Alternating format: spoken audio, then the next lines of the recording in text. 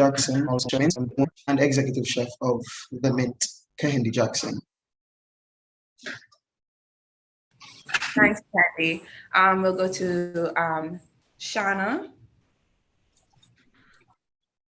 Hi, good afternoon, everybody. My name is Shauna Challenger, your favorite neighborhood environmentalist.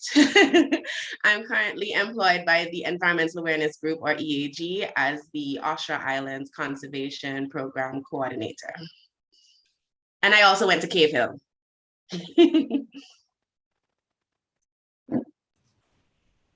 Okay, great. So for the participants, as you can see, we have a panel of 7 very dynamic panelists here today. So hopefully we can have a great conversation and we really get into the full experience of young people and the working world today.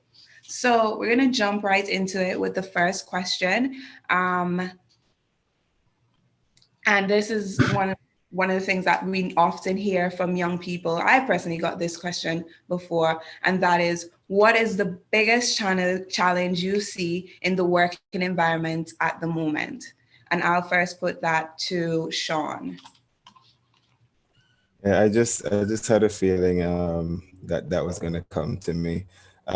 In present day, I think the biggest challenge is that jobs are hard to come by right now. So even getting your foot in the door of an establishment in our present challenging pandemic times is going to be a challenge for all persons, young and older alike. But I think where the younger generation or the younger people might have more of a challenge is if you are an organization that is going through a change right now, you might be looking for someone more experienced to help you steady the ship. Especially if you have, issues that might need experienced persons to help you sort through. So, you might be applying and you might not be hearing anything back. And it might just be a case where, the organizations that are hiring right now might just be looking for persons with a little bit more experience to help them navigate this challenging economic times. And I'm hoping that, once we get out of this funk, so to call it, that things might turn around. That's my take on it for now. Thank you for that response, Sean. We're going to pose that same question to Nkenji. I think one of the biggest challenges, this is just going off of my personal experience, is especially like if you're coming back and you're educated, you have like a degree in whatever your field is, and you're coming back, you probably often hear things like you're overqualified, or it may be a situation where a person may be looking for you to have your qualifications, but they need like 10 million years of experience in the field. And, they're expecting that from someone just coming in. And there's also the fact that a lot of times, even if you do meet whatever experience and educational standards that they would have set, you run into the hurdle of being adequately compensated, not only for your time, but your education as well. So whereas you would know, like, if you were somewhere else, you'd probably be making like $80,000 to $100,000 US, and you come back to Antigua and they barely want to pay you 50,000 EC. So it's a bit of a drag. And I think now the pandemic has amplified it a lot more, because then companies are using job shortages to kind of, I guess, pit the workforce against each other. So whereas they'd probably be accustomed to paying somebody, let's say, $5,000, they're like, hey, we can get away with probably paying $4,000 because of desperation of the job market, and then you end up in like the other end of the spectrum. Definitely. Thank you for that response. We're also going to post that question to Dueno. Interested to hear your response. Yeah. You're on mute. You're on mute, Dueno. Can you repeat the question? My internet is going in and out. What is the biggest challenge that you find in the working environment at this present moment? Oh, okay. So one of the biggest challenge I found so far is, as somebody said before, about experience. What I've learned, it doesn't matter how well you've done in school, the good degree or whatever, if you don't have the experience, they still see you as incapable of doing the work. So in terms of, I thought, okay, if I went to school and I did my internships, that would be considered experience. But in Antigua, it's different. It's like if you didn't work at all, your internship doesn't matter. So that's what I found to be hard. And then, as somebody else said about the pandemic as well, a lot of these employers, they're using that as an excuse to take advantage of people. So even if you do get hired, it's a situation where we're only going to hire you for this amount of time because, you know, the pandemic, and we're not sure if we can have you there for this time span. And then while you're there, they remind you about it. So I think that's the challenge right now, experience and people using the pandemic as an excuse to take advantage of individuals.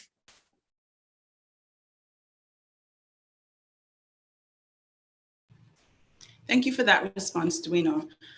Yeah, so one thing that we could see common is like, and I feel like a lot of the young people here is because recent graduates, current studying students, is that they probably don't have that experience. So one thing I would ask you, Chris, is what steps do you feel like they can take to overcome this challenge that they probably will face going into the working world now because they don't have as much experience, or they may just have a certain level of internship experience, which Duena says may not be the most appealing to employers. So what do you advise for young people in terms of trying to build that resume or trying to build their profile and going into the working world? Well, what I think is that having a plan for the future is essential.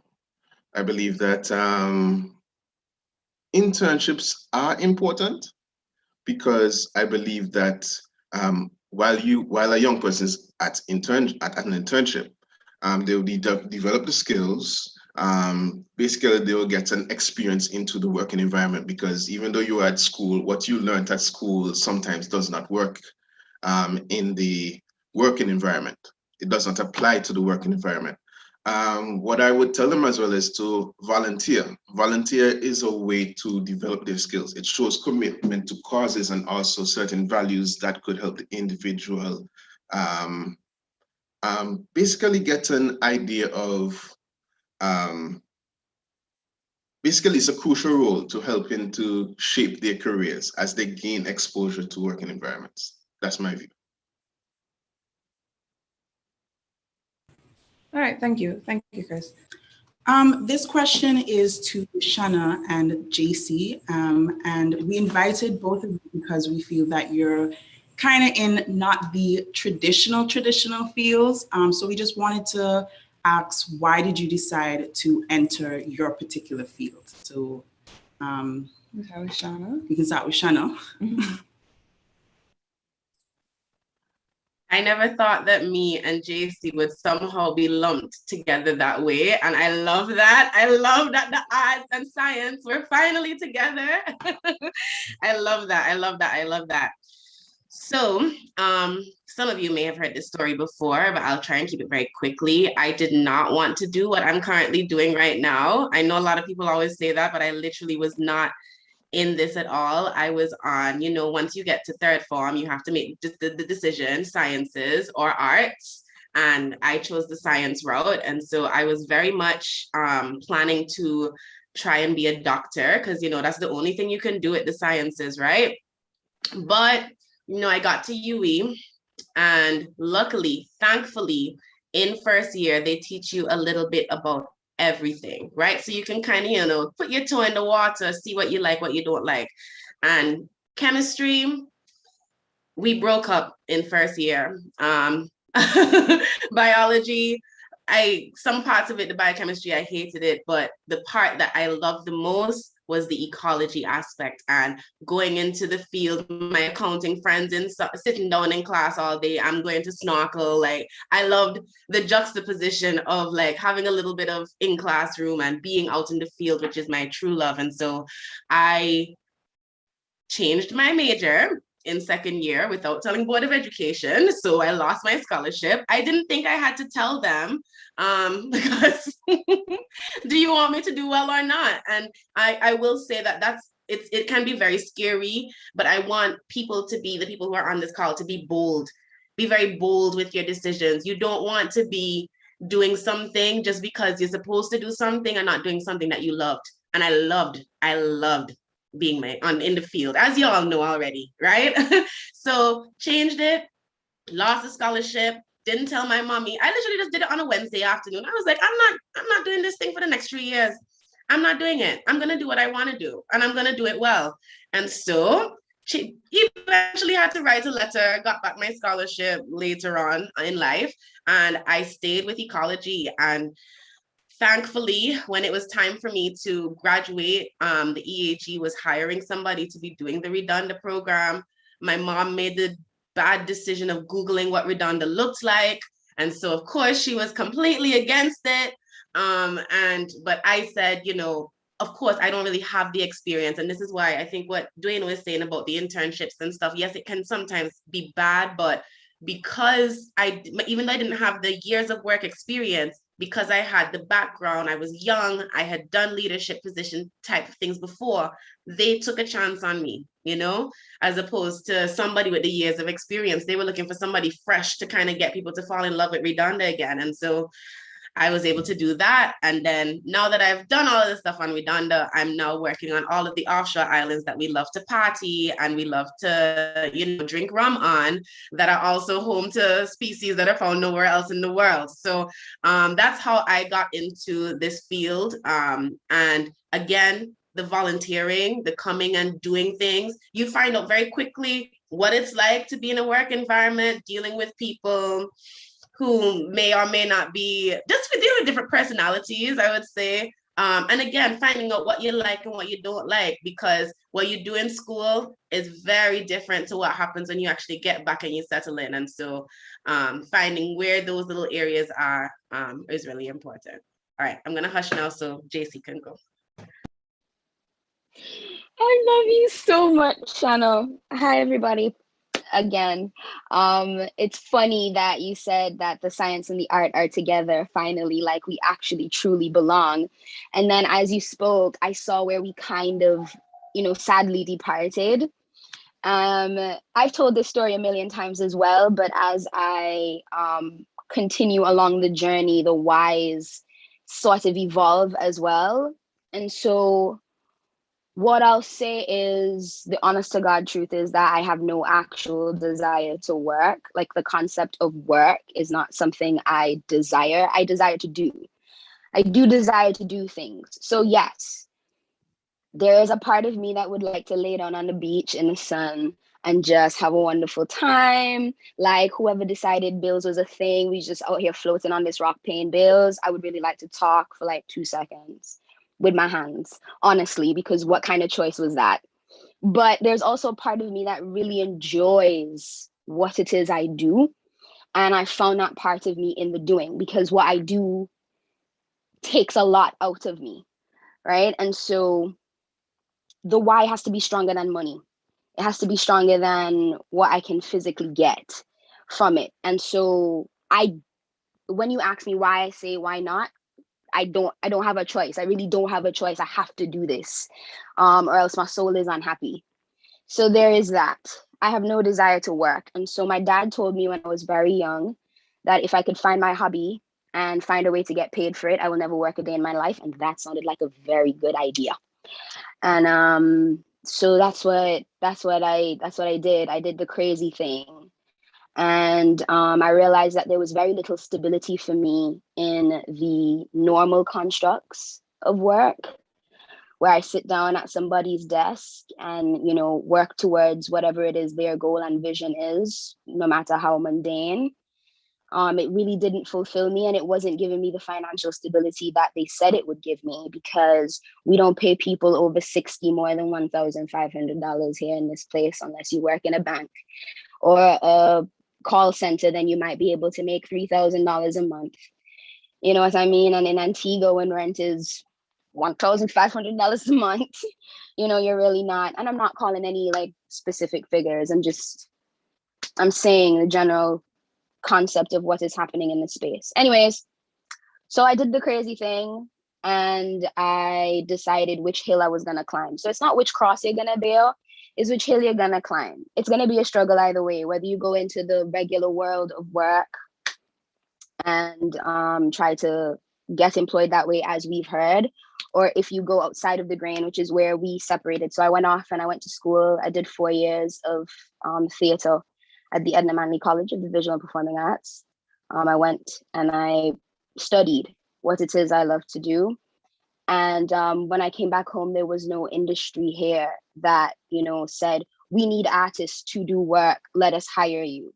And so all of it kind of fell back on me. So I now have to find funds to fund projects, to kind of convince the people here that there's meaningful work to be done, which is kind of difficult. And so now I've transitioned into doing something that can balance me being able to feed myself and me being able to still be an artist, which is the creative direction and storytelling for hire. So yeah, that's how I got here. Okay, great. Thank you so much, JC and Shanna, for that. You guys gave some great advice, and both of you at a point were preaching to us. Yeah. So thank you so much for that. But yeah, so we'll move to Kendi now. He's an entrepreneur, owns the Mint, and made a well-known name for himself as a young person. So one question I want to pose to you, because I know a lot of the young people, when they signed up, they did indicate that they wanted to be entrepreneurs, they wanted to own their own business. So one piece of advice that you can post to them in terms of trying to navigate in this working world and like branching out from probably working for someone, or probably like maybe gaining your experience to a certain level and then really staying focused on getting your business. And also I would ask if were there any challenges going into the world of work and establishing yourself, being taken seriously as a young person and starting your own business. Okay, firstly, I told this story like many times, so it's like playback. And when I started working, it was a case of, oh, I really like this. And I would go 150% for everyone else's business, every organization, every restaurant, every place that I worked at, I would go 150%. And then, everybody would come and say, the food is really nice. They're like the chef, like that. Then it became a case where I felt like I outgrew the space that I was in. So that left me in a place where I had 9 different jobs in a year, because I just felt like, okay, I was too big for this. Then I was working at Curtain Bluff for 2 seasons, and it was a case where, like, I was the youngest there. At 19, 20, you're working for one of those establishments and 5-star hotels, or that the older persons, they would say, you can't do that. So I felt limited. It's not the case that I outgrew this one, but I felt limited because I can't do what I want to do. You can't express yourself, know how. So then in 2019, I decided I already had my business, but I wanted to go 175%, 200% in my own business. And at the beginning, I was like, there was a lot of red flags, a lot of questions. And should I or should I not? And then, you know what? I took off the life jacket and I just jumped in the water. And then from there, here we are, Chef Mint, 5 days a week, from every Saturday to 5 days a week. And it's all about consistency and not trying, because there's a lot of weeks where business is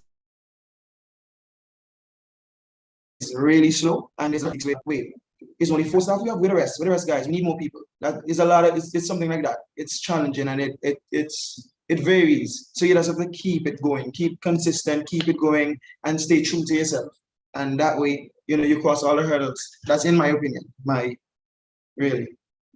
Oh, great. Thank you, Kendi. But do you feel like as a young person, you felt like, no, but did you feel like you had any challenges as a young person becoming an entrepreneur? Like, did you feel like you were taken seriously among the population? To be fair, not really, because a lot of people still don't know my age. A lot of people pose the question like, how old are you? Or, some people still believe that I'm 30, 31. I'm only 22 years of age. Yeah, so a lot of people that they don't know, and it was a case where they see me on all the big fets and working in the environment for so long that people just see me working for somebody else, probably not know that is my stuff, probably thought that is my thing. Because I used to work for Casa Palmadita, Lornette Shepherd. She do a lot of the major events in Antigua. We are Carnival, when they have in the Independence program, I'm talking like 1,600 people, 2,000 people, 500, 700, and these were events that would happen at least once a month. So people might feel like every time I see the chef, right? And I like to be front and center and do the work because I'm an action person. So yeah, I honestly didn't face any challenges because people, as I said, people still didn't know my age. It's just the case that they see me frequently and they know where I am, food. And that was it. Great, Candy. And Kenji, I don't know if I'm saying it correctly. And Kenji, Yeah. I hope so. But you Kenji. are okay. But yes, you are co-founder of Ticketing and now extended to Fruby Pay. Do you feel like it's do you share a similar experience with Candy being your own entrepreneur as well? Do you think it's something hard to break into in Antigua, starting your own business? And any advice you'd give to young people trying to pursue their own entrepreneurial activities?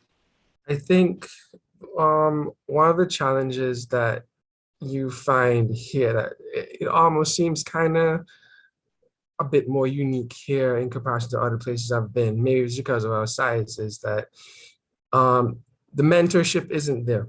And it's probably compounded in my field since we're the only people here doing what we do, maybe even in the Caribbean. I could be wrong with that. So, even, getting mentorship for people is to, certain things you need to do, certain things you need to look out for mistakes, that type of stuff. Like it's not there because you'd find that the persons who are at the top kind of keep to themselves, and it's kind of like a close-knit community where it's like, okay, we're here, you can't come. So there's that level of it. To just give you like a bit more of a real world example in terms of, I guess you could say, not being taken seriously. When we started ticketing, we actually reached out to basically all of the banks that were here initially. And we were just like, look, we need a merchant account, but we need an e-commerce merchant account that we can transact credit card sales into. Explain to them the business idea that we had, all the logistics, the stuff that we need and whatever else. And the banks were just like, no, that's not going to be happening.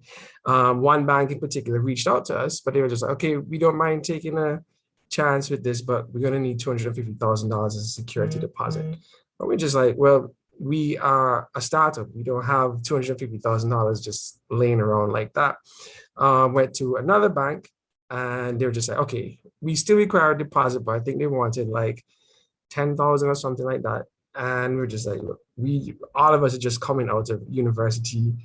I mean, we're trying to start something for ourselves. Like we really don't have that. But then RBC reached out and they were just like, hey, you know what? We like what you guys are doing. We like the direction you're taking things. So look, here's the access that you need. And they legitimately just gave us everything. And they were just like, do whatever you want. Check back with us and, whatever. So we had like I guess you could say like a sandbox, so to speak, that we can launch stuff off of.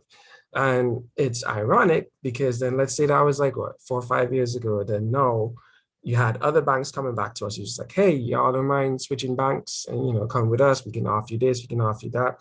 And it's just like, why would we move after, we approached you before? So, there's a lot of that type of stuff happening there. And I mean, like I said, I can understand for our field since we're kind of pioneering the field in terms of like digital commerce and that type of stuff. But then I also see other persons who are entrepreneurs in Antigua who are young and, they probably reach out to some of the older persons who have done it before and who have probably made mistakes, whatever else, and they're trying to learn from them, but they just kind of keep them at arm's length because I think what ends up happening, they look at them as like, look, this person could potentially be competition or, whatever else. And we don't want them to make it. We want to, have the monopoly on a particular thing or whatever else. So they may kind of half-heartedly give you information or access to certain things, certain networks and that type of stuff. And networking is very big as an entrepreneur. So we at Ticketing, for example, we take a completely different approach. Even if you're coming into the same field as us, like we would help you, as long as your intentions are good and whatever else. So I think all in all, that is like one of the bigger challenges entrepreneurs face here. Thank you for that response. That was very interesting to hear. Them asking for that amount for security deposit, and you just have to think like all the challenges that prevent so many other persons who had like this great idea, but because someone like RBC wasn't there for them to kind of help them along the way. But, it's kind of wild that you say that too, because then when you think of entrepreneurs in other places, like even with that same e-commerce account, like I legit can probably go online and get one from my US bank and Citibank in like a half hour.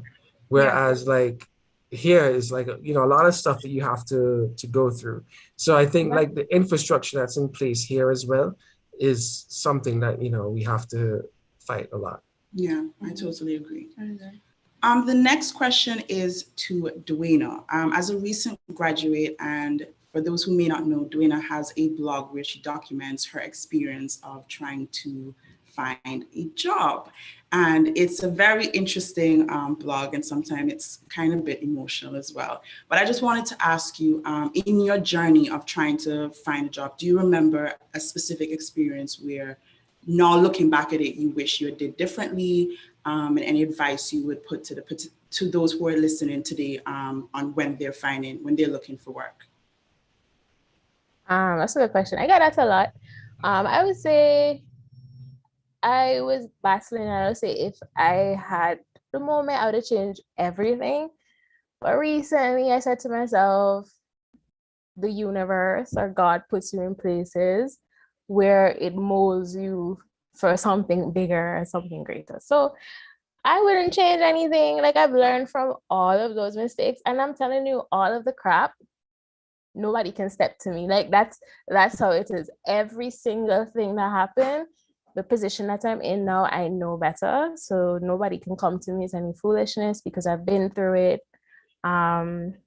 learned from it. Any young person comes to me, I will tell them, look, listen, what our parents taught us about school, and that's the way that paves the way for greatness. That's not it. It's like a world out there. When I heard JC said that her father said, find a hobby, do it because you love it. And then you can that touched me because my parents never taught me that. It was school, get good grades, find a job, you work your way up in that job. So I wouldn't have changed anything. Everything happened for a reason. Anything you go through in life, it's for a purpose. I just read a thing that popped up. Somebody asked what are the mistakes? I wouldn't say the mistakes. One of the things was dealing with just crappy employers, not knowing the labor code. That was like one of the things. And then my friend Annabelle, she's the person that taught me about the labor code. Another mistake was being naive, thinking that the employers cared, whereas they see you as being very replaceable, especially because of this COVID climate. And I think my sister learned that as well. Like they will drop you to save costs, easy breezes, but what am I doing to protect myself? So I would say those are just some things to look out to, but I don't see them as anything I would change. If it didn't happen, I would have never, ever, ever learned anything. So grateful for all the experiences, grateful for my family, my Youth Today family that always support me whatever I'm doing. So yeah. Great, thank you so much for that, Duana. Oh, and a side note, Duana is also a co-director for social issues and social outreach and Youth Today. I want to ask Chris this question. What advice would you give to young persons who are applying to jobs? Just any practical advice that you would give them? Anyone that is looking, could you repeat that question for me again? Just any advice you would give to young persons who are now, ready to enter the working world, looking to apply for jobs, things that you've seen working at OSEC that you would You think young people are you lacking? think young people should be aware of? Yeah. One of the most important things that I would say is to network. I find that people find jobs through networking. I know that now we're using technology. Technology is it's getting rapid now. So, and what we find is that a lot of our positions that we advertise, they're reaching social media, community notices all over the world. So what I would say is that network, it is a key part of job hunting. Let family, let your neighbors know, let your teachers know, let past employers know that you're looking for work. That would be a big help to them. Also, what I would hope is that persons call the center, especially OSEC. Because what I find is that a lot of young people don't know how to write resumes. And in my opinion, resume writing should start from the schools, from secondary school. So what I find is that some persons come in, they don't know what a resume is. They don't know how to create a resume. So they can come to OSEC anytime. And when they come in to register as a job seeker, we would assist them to, help them prepare their resume in the right way so that when an employer looks at their resume, they say, this person is interested, So they have an idea of the profile of the person, their work experience, their education, also as well, persons who can vouch for them, to say, vouch for their character. That is my opinion. All right, great. Thank you, Chris. And one question I would ask, do you feel like enough young people are coming to OSEC for guidance before they try to get job placement? Or do you feel like it's just like, oh, we want a job and they're not properly preparing themselves beforehand? I believe that they're not preparing themselves beforehand. Because what I find is that a lot of young people, the mentality is that they're looking to work to make a quick buck rather than to gain some sort of skills in the workplace. And I sympathize with young people, and I understand their view that, employers are not working with them. They're looking for persons with experience rather than looking for, someone who just came out of school. Because I've spoken with a few employers, and what I realize is that they are reluctant to hire persons who may not have the experience, or they may rather bring someone who is experienced so that once they come to work, straight to the job. Because what I find is that, let me give you an example. There's someone who came in to register at OSEC. We sent them for a job and they got the job. They went to do some training, and after the 2 weeks of training, when it was time to work, they never showed up for work. And that made the employer feel very frustrated and disappointed, because a lot of the startup businesses and some long-standing companies, they invest. They put their capital, they invest in persons coming to work for them. So what we find is that a lot of young people don't really understand why certain companies act the way they do, but you kind of have to look at it from the business eyes, because the person gained a better opportunity somewhere else.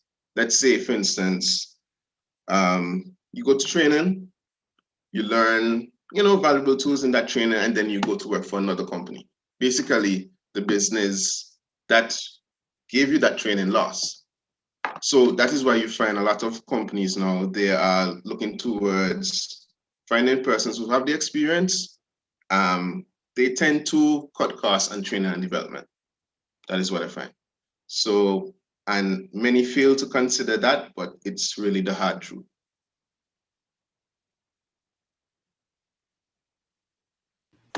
I understand. I understand. Thank you for that response, Chris. I understand that perspective. And that's why with youth today, we try to hold seminars with like job readiness and professionalism to kind of get young people to understand, you know, this is how you have to act on an interview and this is how you should do your resume. Because I feel, and we're pretty young, we're just 23, 24, and I feel like there wasn't anything really doing that in the schools. So young people are going straight from schools with no training and pushed into the workforce. And I feel like there isn't, and if businesses aren't investing in the training because they feel that persons aren't, you know, they're not professional, they don't feel like they care. It's a waste of investment. Yeah, so I just feel like it's this it's constant circle. Yeah, it's never gonna end because they're not getting the training. I don't feel like everyone, because some persons may just generally not care, but I don't think that everyone just has this don't care attitude. I just think it's a lack. Don't know. Yeah, they generally don't know, and it's a lack of, you know, education on these things. So I really wish that wasn't the case. And like, I don't know, it's just, yeah, just I understand where you're coming from, but I just feel like it's a never-ending cycle. Mm-hmm. Yes, it is. Yeah. With that being said, we'll ask Sean, how do you feel the working environment in Antigua has changed over the past 5 years? And where do you see it going forward? I'll tell you this. I started working in 2004. Yeah, right. That was my first job fresh out of state college. And a lot has changed since then, but a lot really hasn't changed since then. And I say that to the point where, you know, you still have messengers going around with books, giving people mail and asking you to sign something like, this is not Fred Flintstone, you know, Stone Age, like put it in the mail, you know, whenever it gets here, it gets here, or like, you know, send an email and have me sign a PDF signature or something to say that it's received. But the thing about that is, in our island society, if we took technology and ran with it as far as we could go, to be honest, a lot of people would get left behind, right? Because a lot of people just, they don't have the skill set, they don't have the mindset, and some people don't want the skill set or the mindset. They just want to exist where they are and to be comfortable where they are. I left school at the age of 16. I got a job as a messenger clerk, and the government pays me $1,800 or $2,400 a month, and I'm good. I will ride off into the sunset with that money for the rest of my life. Some people are quite content for that. Then you have other people in the organizations, you know, like myself and like everyone else on here, who are like, we're there and we just want to see change happen. Like every day we go in, we want to move the world, we want to get it done. And the problem sometimes is we're stuck between, we're the ones that have to do it, but we also have to get someone else to sign off on what we need to do. So Chris might have, you know, amazing ideas for OSEC. And I hope this isn't the case, but you know, he has a boss. I might have amazing ideas for my organization, but I have a boss. So I could do things the best way I could do them. Like if you say set up a training, great. I could do it without even writing on paper. Everything is digital, right? But when it comes to certain other things, it's like, okay, well, we can do this up to this point this way, but we kind of have to hold back on certain things, you know, because that's just the nature of things. And one of the things that I am happy for, like present day, a lot of organizations now have realized that, hey, it's a pandemic, everybody's home. There's a lot of eyeballs on screens more than usual, because this here right now is where information is being shared. Had it not been for COVID, you guys would have done this in a classroom, a very high touch environment, you know, seeing people on a day-to-day basis, having to get sponsors for water, for food, all of that. See, you're already rubbing your head, you know, it's a headache. Now it's like, listen, if you guys can just get to YouTube, that's all you need to do, get to YouTube. So even if you just need to take a 1-day data plan for Tuesday, just get to YouTube, we'll have the content. Even if you can't get it today, whenever you can get free Wi-Fi, the content is there. You've done your part. And something like that will be there for the next 5, 10, 15, 20 years. So now I'm happy that a lot of companies are waking up and realizing, the true potential of technology. Because now I have been into the bank one time for this calendar year, right? And other than that, like physically stand in line. Other than that, I never would have gone in because I can do everything else I need to do. But there's some still major organizations who are like still dragging their feet, like, listen, online payments, make it happen. I don't want to come into your establishment. I have money on a piece of plastic that I could give you every month. Like, save me the headache of parking in St. John's, right? So I think for the next 5 years, we definitely have a lot more to go. I think we're always going to be behind our North American counterparts. 2015, I'm in Toronto doing school, and my debit card, tap and go everywhere. No PIN, no swiping, nothing. It's still not a thing yet in Antigua, and I lived it 6 years ago. It's still not a thing here yet, and it might not be for another 4 to 5 years. So we've made a lot of strides, especially in the last, calendar year, but we still have a lot more to go. And the thing is, I can say honestly, a lot of the people who are in decision-making positions, they are scared. They don't want to bring in someone like a Nick Henry to, build code for their website to take payments and, anywhere, because they just worry. They don't know what they don't know. And they think by not knowing that, it's a horrible thing. And that, I don't know if they think they're going to get hacked by the Russians or the Chinese or whoever, but I really don't know what the issues are when it comes to the technology and integrating it into our daily lives. Some of it is cost, I'm aware of that because I sit on a board for a financial institution. So some of it really comes down to cost. Like, this would be great to have, but it's also very expensive. Like, so do we need it right now? Maybe not. Would it be nice to have right now? Yes. Can we live another 2 years without getting it and then spend the $200,000 down the road? That might be the best thing to do. So I'm happy for where we are, but I'm also very excited to see where we will be in the next 5 years. Definitely. So what I would follow is that a lot of young people are trying to decide what they want to do now. And they probably are facing the challenge of, do we want to continue in the program that's happening now in Antigua with the basic messenger back to back with someone, or do they want to be innovators, And I feel like there's not a lot of motivation or drive or even support for the young people who are trying to be more innovators, trying to start something new. So what do you feel is the best position for young people to take in terms of being a catalyst for change in the working world? Because yes, we're not really there yet, and hopefully in 2 years we can, or maybe in 5 years, but when is the change going to happen? And do you feel like what should be done in the working environment in Antigua to help motivate those young people to become more innovators in Antigua? That's for me in terms of, okay. Innovation. I will say this. The young people that are in the workforce, I wouldn't say they have to band together, but there is strength in unity, right? And some people kind of alluded to, some things in terms of, I don't want to say that they got shafted in the workplace because, it's like, it's just you, like your work, your whoever the higher ups, so they figured, this is one person. I don't really need to take them seriously. But we also live in a very divisive society across the board, right? People like to be in their own silos.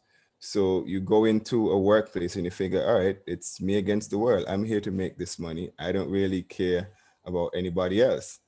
But when you look at the history of how we got to where we were or where we are today, if not for trade unionists and other persons who fought for us to get rights, we wouldn't have as robust as an economy as we have today, across the board, whether it's tourism, banking, agriculture, anything, right? Because, you know, they fought for us. It's the reason why we have a holiday today. You know, we can't underscore how important that is enough. You know, we can't emphasize how important that is. And I think for young people in the workplace, I mean, you have to come together as much as you can, so that, you know, when challenges are posed in the workplace, that you can say, you know what, so and so has this issue, and I would like to support her or him through this time. You know, whether it's performance, whether it's attendance, because if you are a 24-year-old working in a workplace and there's another person your age, and you realize this person keeps getting written up for attendance, they're just not making it, right? You have the opportunity to say, hey, bro, what's really good? Like, why can you not get here for 8 o'clock? Like, it's the one thing that the boss keeps, you know, riding you for. Just get here. Like, what is the problem? Do you need a ride? Do you need a wake-up call at 7 o'clock in the morning? Do you need me to come at your house at 6:30 to wake you up? Like, what is the problem? Help me help you make a better name for all of us in the workplace. Because if there's two of you, and literally I'm looking at two of you, and one of you keeps showing up late, the first thing they're going to say, oh, the young people that work here, they're always late. They're not going to see it as two separate people, like, hey, the young people that work here are always late. So if we, I guess, you know, were our brothers and sisters keepers a little bit more. And I mean, yes, there's some things you might not be able to help people out on. I was a teller for, you know, a brief stint at a particular bank, and I couldn't have done it without other tellers helping me, because you go through a couple of days or a couple of weeks of training, you do not know everything. You will never know everything, right? I've made mistakes, right? And I mean, luckily I never got fired for any of the mistakes, but I've made mistakes, right? Because I'm human. That's what we do. We make mistakes, and you need people around you to say, hey, let me help you, or can I help you, or do you need help? You know, and like, I'm not saying try to be up in, you know, your coworker's business all the time, but when you see them falling, reach out the hand and say, listen, I realize you're having a problem with how to key in the drafts. What is the issue? What can I do to help? You know, I realize you're having, you know, problem dealing with certain kind of customers, certain kind of transactions, you know, certain kind of accounts. What is the problem? You know, so I think we need a lot more of that in the workplace. And it doesn't have to be like big. It's just to be like little things. Like, you see somebody in need, try and reach out and help them, because the world is round. You're not going to be there all the time. You never know when those little actions will come back to help get you on to that next level that you're trying to reach. Definitely, and I fully agree with that. And I would add, like, always support young entrepreneurs when they're doing something as well. You support local when you're doing something. And if you see something that is probably not in alignment to like proper customer service, or something that you see underperformance in a certain area, do not go behind and go talk about it to your other peers. Talk to them, make them improve themselves. You know, that's a form of support, that's a form of feedback, and that's a form of growth that they can take on their own self. So I feel like just supporting each other in that's a form of support, supporting each other as young people as well. Okay, so we want to ask a question to Shanna, JC, and I'll also ask this to Kehendi, seeing as we've grouped you as the non-traditional field. But what's one question you're most tired of hearing about your field? And what would you like to say about it so you never have to answer it again? Is that with Shanna? I have to be honest with you. When you said what's one question I'm tired of hearing, I immediately was gonna say the tired ass lobster in a freezer story. But you said for the field, so now I have to think about what it is for my field. But for me in general, it's about the lobster in my freezer. It's tired. Please stop. I think the biggest question I get about my field is kind of, you know, why environment? Why? As y'all have been feeling from the temperatures in the past couple of days, from the sargassum, from the hurricanes, climate change is happening, okay? And in fact, anybody who is on this call, environment in the next couple of years, that's about to be the booming.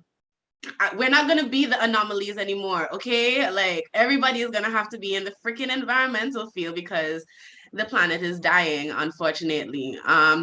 I would say for my response, it would be that the work that we do, like it's extremely, I do it because it's so extremely fulfilling. And just us doing something very small. So for example, last week, literally last week, I've been on Green Island camping, getting rid of rats, which is not seen as a very glamorous,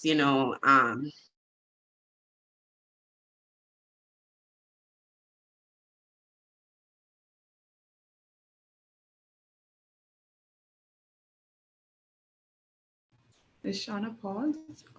Yeah, I think we lost Shauna. to kind of reset itself and kind of, oh, my internet connection is unstable, APUA.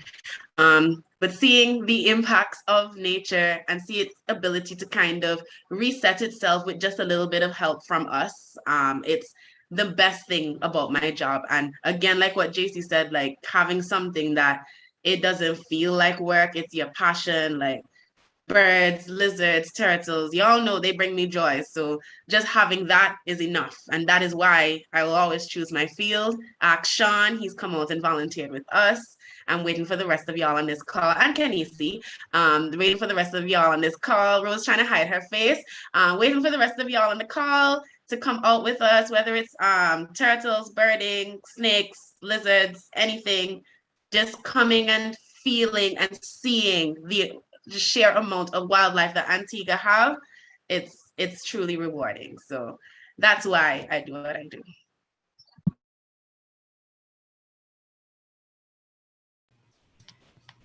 Thank you so much for that response, Shana. I don't know about the volunteering just as yet with the rats and the lizards, probably the birding and the turtles, probably that. But JC, yeah, so on to JC. I'm gonna have to agree with Shanna. It's the most nauseating question, and I don't want you guys to feel awkward because it's literally the first and only question you've asked us so far. But it really is just exhausting because nobody asks a lawyer why law. Nobody asks a doctor why do you want to be a doctor? Nobody asks an accountant why do you want to be an accountant? When really, I would really like to know, why do you really want to count other people's money? Wouldn't you rather count your own? So I think that has to be the most irritating question I'm tired of having to answer, because what it does is it pushes me further away, or what it is I'm doing further away from necessity. It makes it seem as though, why would you go so far left and do something so crazy that's so unnecessary? And it's really simple. It's really, really simple. And I think we have so much more valuable conversations to have. I think we all said we are tired of, we've told this story 1,010,000 times because it's literally the thing we get asked. And it makes us feel like anomalies, and it makes us feel like the other in the workspace. And it's just, it gets kind of patronizing and kind of old. Thank you for that. Thank you for that. Kehendi? Yes.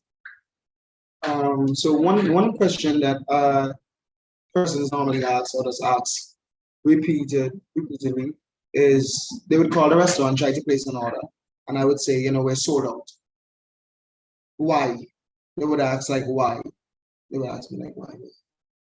So just to address that now, it's a case where we set a target, a daily target, and after we have achieved our target or we have completed that order for the day, we're sold out, and we don't try to compromise quality. So we're not going to say, let's try to do 5 more, let's try to do 10 more, let's try to do 6 more. It's not a case like that. When he done, basically. Is see, serious because let me try to connect with you. You're not satisfied. You're gonna complain. You're gonna curse. You're gonna, try to blast me on the media. So let me be the one to tell you that no, it's not a case that we don't want your money, but we hit our target for today and we're sold out.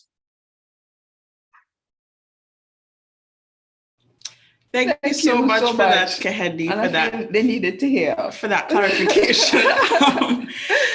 We have a question in the chat from Shaq, and this is for Nikenji. What was it like raising funds for your first startup? Raising funds. I think for us, like everything was really done out of pocket. So it was me, Sven, Ashton, and Devin, and we just kind of did everything out of pocket. And I mean, like I think our biggest expense, because I mean, I had my software, Sven had software, we had servers that, we were already paying for our own use. So that's really where ticketing started. But the biggest hurdle would have been having access to those financial services and being able to tie into a localized merchant account. Because like ticketing actually started using PayPal, and that was like a very ridiculous experience. So had it not been for RBC stepping in and, giving us the free reign that we had, we probably would have been in a completely different situation. But I think in terms of like resources to start, I think the greatest resource for us was really time and not really money in that sense, because we put in a lot of time. I'm talking like all-nighters for like maybe about 2 months straight, 7 days a week. And if you wanted to equate that to a dollar value, then we can probably discuss creating funding. But if I were to start a company now, that would have needed like that startup capital. You would probably, I personally am not a fan of getting loans, but I know that the government, Antigua and Barbuda Investment Authority, they do have programs in place for startups that you can get like low interest loans. I think they start at like maybe 1 to 3%. It's not really something that's put out there a lot, but if I were to start something right now that would have needed that startup capital, that's where I would go. I know the OECS offers certain grants from time to time. You should probably check out their website to see what grants are currently available. It should be noted that these grants are usually used for infrastructure, equipment, stuff like that, but they often specify these are not for the payment of salaries. So when you look at the OECS, the Caribbean Development Bank, the Investment Authority, sometimes the World Bank, they would probably be the entities that I would look to first before approaching a bank for a loan, because you're talking a difference between 1 to 3%. On the low spectrum, if you went to the bank, you'd probably be looking at 8 to 12% interest, and that is a lot. If you have family or persons in your inner circle that have, a bit more affluent, then you could probably lean on them for more favorable loan. But, if you're like me, you don't have those types of resources available to you, the investment institutions that I highlighted before, the Investment Authority, OECS, Caribbean Development Bank, would probably be the ones that the avenues that I would explore first. All right, thanks, Nkenji. There's a question in the chat for Shauna and JC, but before we go to that question, there's a follow-up question for you, and that is, has any major company ever shown interest in acquiring your operations? I wouldn't say major, but we have had competition who tried to get into like some of our markets, because like we're looking to expand to Dominica, St. Lucia, Montserrat, and St. Kitts. And I remember, I'm not gonna call the name, but there was this company that was trying to get in, but they weren't able to leverage the same, as you can say, network relationships that we were. And we did have talks about possibly merging with them, selling to them, but the terms weren't favorable to us, so we turned them down. On the side of Fruby, we have had some entities reach out to us in terms of investment and purchasing shares, but I can't say anything else for that right now. All right, thank you. Thank you for that. I hope that answered your question, Shock. We'll move to the question for Shana and JC in terms of, can you tell us one thing no one told you before jumping into your field and something you ran into that completely blindsided you? So we'll start with JC for this one.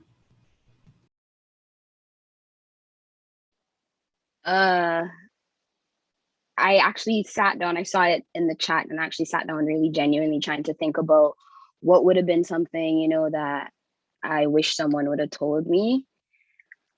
And the truth is, I've heard it all. It's never been a shortage of all of the cons that come with choosing my field of work. Those were all I could hear.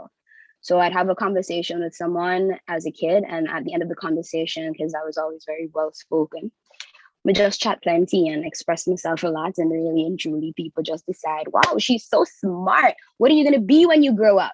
And you can see them moving their mouths to say lawyer, right? And I say, I want to be a performing artist. And they get angry, actively, like visibly disturbed that we didn't say the same thing at the same time.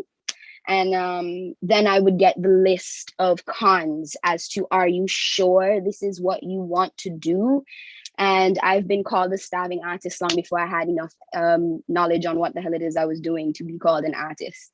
So no, there weren't anything that I don't think I got like a heads up about. I think the thing that did blindside me is how hard it would be coming back to a space where there is like no industry, with a kind of, and not even a full sense of, but like more of a sense of what it is your work is valued in other places. So like leaving Jamaica and knowing that my voice is supposed to, with my degree, my voice is supposed to go for $12 a second, right? And that's only if it's regional, if it's local work. If it's regional work, my voice is supposed to go for $15 a second. And this is supposed to be quoted in US, right? I left Antigua where man won't put you in a studio and pay you $150 and tell you, yeah, do this ad, 45 seconds of your voice running on the air 4 times a day, every day for months on end, for years on end. You know, everybody knows Steven Shows. I'll go kill you with clothes. And there's a cross section of ages in this space. How much do you think he got paid to voice that?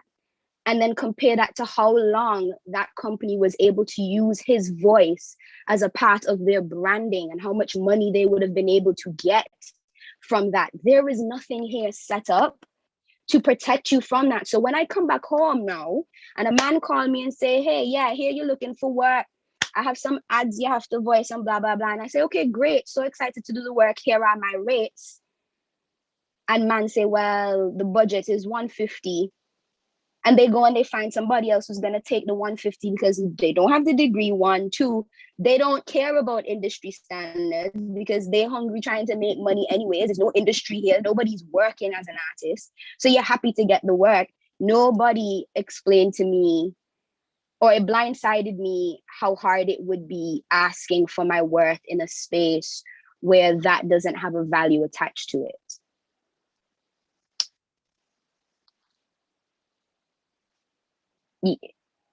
Yeah, the lack of industry standard.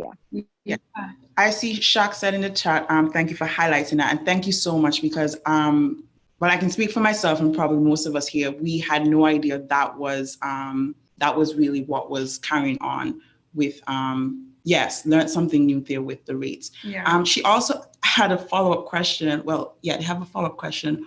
What pros have you experienced that you didn't expect? She's on mute. Oh, you're on mute? Sorry. It's a roller coaster ride. And the pros don't always feel like pros because they're always weighing heavy against the cons. But how full my work would make me feel. to do meaningful work or to do good work.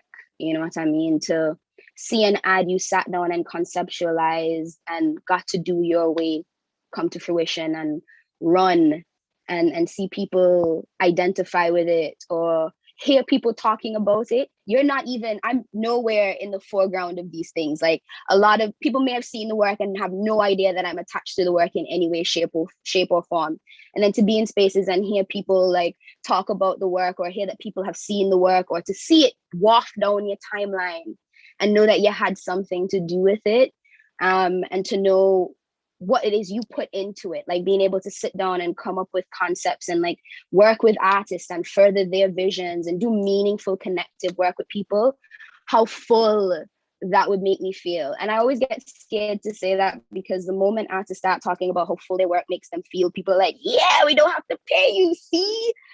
But that's not quite how it works. So yeah, it makes me very emotionally full. That often allows me sometimes to forfeit pay.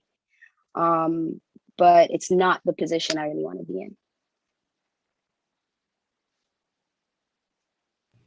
I understand. Thank you for that. There's another follow-up question for you, JC. They ask, what do you think can be done to tackle the industry standard problem? We can come back to you if you want to think on that. I just think right off the bat is that we need to, what I do right now is still not seen as necessarily valuable. What I do is just entertainment. And so, you know, we leave entertainers to come up with the entertainment and then charge us a reasonable amount so that we can enjoy the entertainment and then go about our ways. I think if we start to change the attitudes around art and its usefulness, because it is functional, then what could happen is we can see the usefulness. Once there is usefulness, like with Shanna, they had a project that needed an expert, right? And she was in a field where there weren't a lot, and she was shining. And so it was very easy to pick her up and put her in that space because they saw the space to put her in.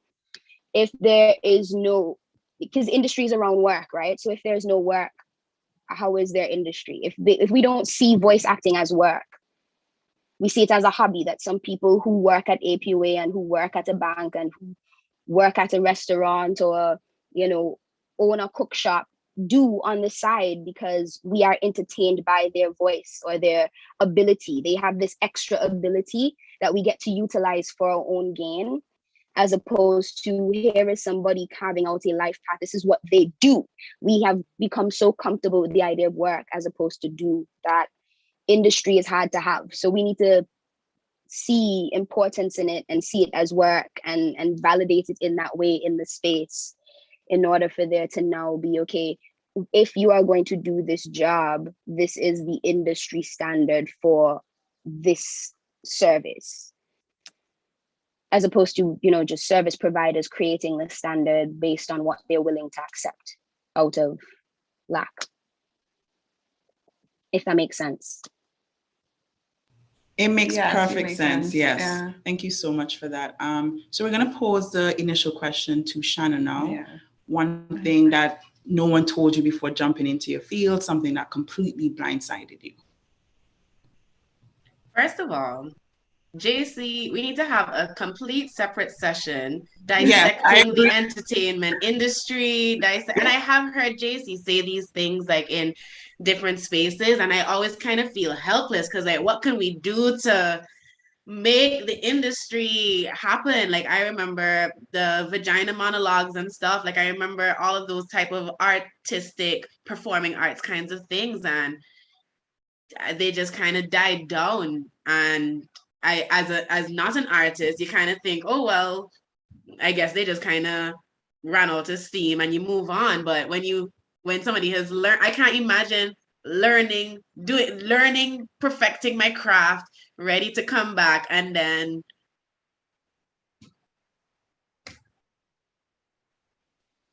go work in a bank. Yeah, like and then answer somebody's phone or work in a supermarket. Or work in a call center. It's a blessing that you have Sharefold Media, JC, and we're able to see. I can't tell y'all.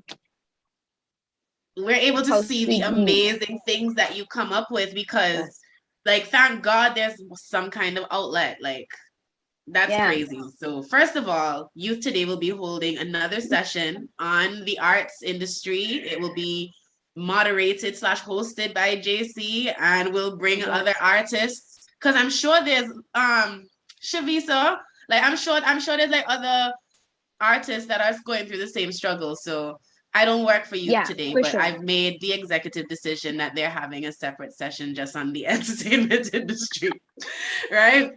I love you so much. So one thing that no one told me before jumping into my field is how depressing it can be. As y'all know, with several things that are happening here in Antigua, like EAG, we are doing so much and there's still so much bad that's happening, you know. It can be extreme, it can be an extremely disappointing and saddening feel. Like one of my friends even messaged me, Shana, the planet is dying anyway, like why are we even bothering?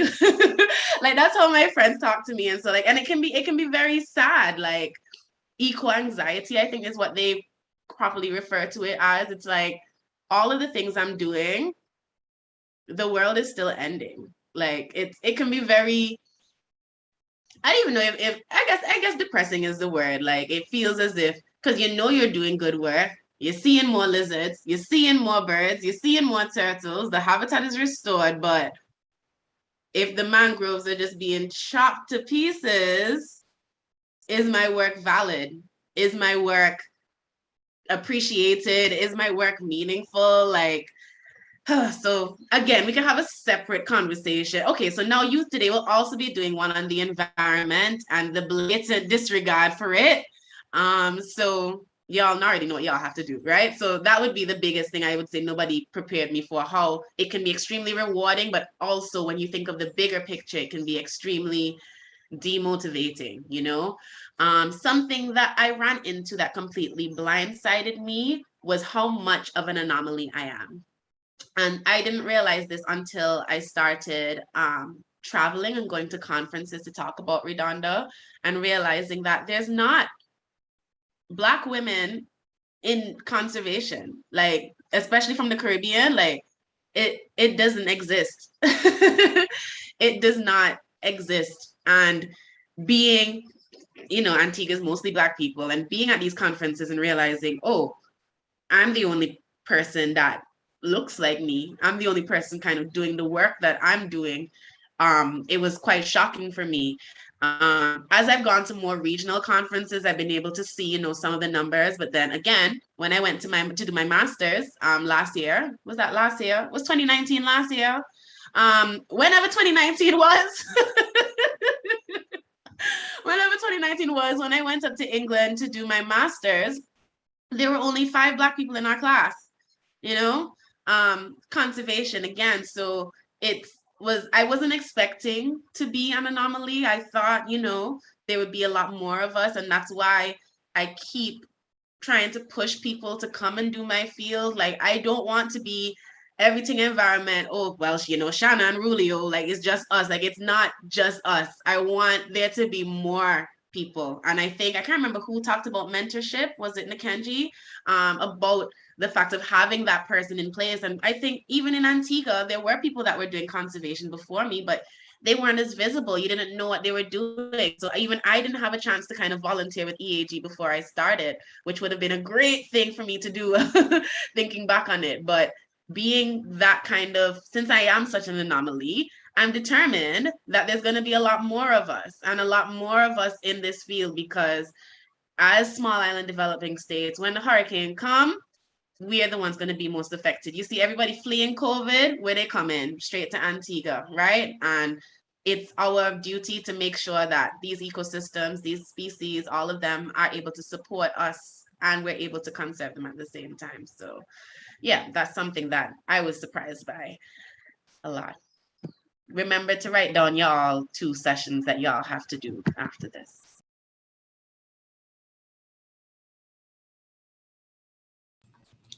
Thank you for that, Shana, and thank you for the 2 follow-up sessions that Yeah. the two that we have to do. And I'm sure we'll note down some more. Yes, our non-executive member, Shana. Yes, thank you. We also want to pose that same question to Kehendi. What is one thing that, what was the question? You wish you knew before. That no one told you before entering your field, and something that completely blindsided you when And you we'll entered also add, how is it raising funds for your startup? or for your business? For your startup, because someone asked in the chat. Okay, so nobody told me. One thing that nobody told me coming into this was that I would have little to none of a personal life, and the work hours, the work hours would be so long. The customers would be so depressing, and they didn't tell me all of this, because coming in, you work every Saturday, sell food, you have little to no contact with customers, and it was just a Saturday thing. Then it became a fully operational restaurant. Still do catering, still do meal plans, still a private chef, still do private events. And some of my friends will say, what are you doing this weekend? Let's go out. I would say yes, I don't have anything planned. The day of, somebody would call and say, hey, I have 17 persons, I need some food. I have to now call my friend and say, abort mission abort. Can't do that. And that is something that people won't tell me. So I am more comfortable with it now. My friends will come to the restaurant and we will hang out at the restaurant. As for the startup question, it was a case where I think it was either Sean or Nakenji that said about networking. Yeah, networking is very important. Very, very, very, very important. Because it was a case where just before I wanted to start, I was telling people, some friends that, I want to turn this into something full-time, working for me full-time. And it was like, yo, I know this place selling out and they have a bunch of stuff. You should check it out. And next person will tell me, yo, I have some things here. My mom used to be a chef. She no longer cooks. And it was like picking the pieces here, there, and everywhere to get the kitchen where I want it to be. It's still not where I want it to be, but I moved from a four burner home stove to a 8-burner industrial stove, from a electrical deep fryer to a commercial deep fryer. I moved from the standard washing, the dishwasher, to the commercial dishwasher, and things like that. From the home fridge and home freezer to the commercial fridge. So it was a case where networking was the most important part. It wasn't hard in terms of finance, because it was you get it little to nothing. Because where you will buy a commercial fridge for $10,000, I got it for like $2,000, $3,000, $4,000, somewhere around that. So you get a steal of a deal when you network. Because if I didn't tell anyone, I tried to get it myself, I would probably go to the bank and get, So let it be known. Tell people, get the networking in,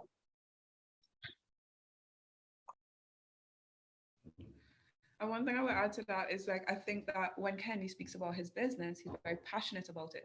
So when you have that drive and that passion, people are more motivated to support you and to give you that drive and that kind of catalyst for you to continue growing your business. So when you're networking, you have to have that passion behind your idea, behind yourself, behind your interested job field, and then you'll see more elements coming in your favor. One question I wanted to ask to Chris was, what are some of the common misconceptions that you feel young people have about the working environment in Antigua, and how can we combat these misconceptions and communicate more effectively?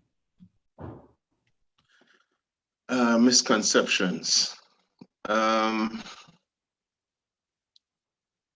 I can say for myself within the government sector, I could say that some young people believe that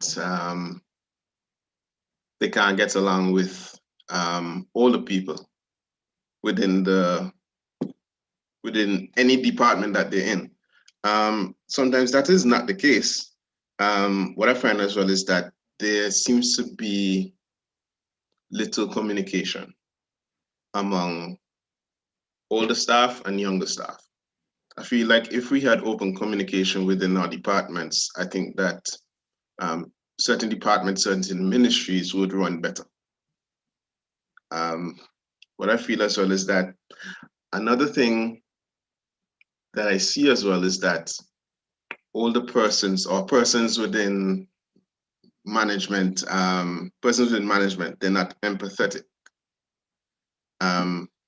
I think that, you know, for instance, I believe Sean brought it up where, you know, you don't know what people are going through on a daily basis.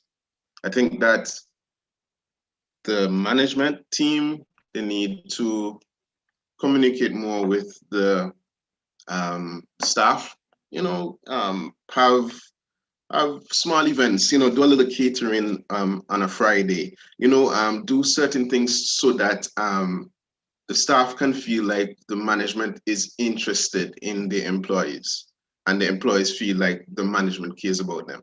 I think that's one of the things that are important. Employee engagement. Yes, Sean, yes, that's very important.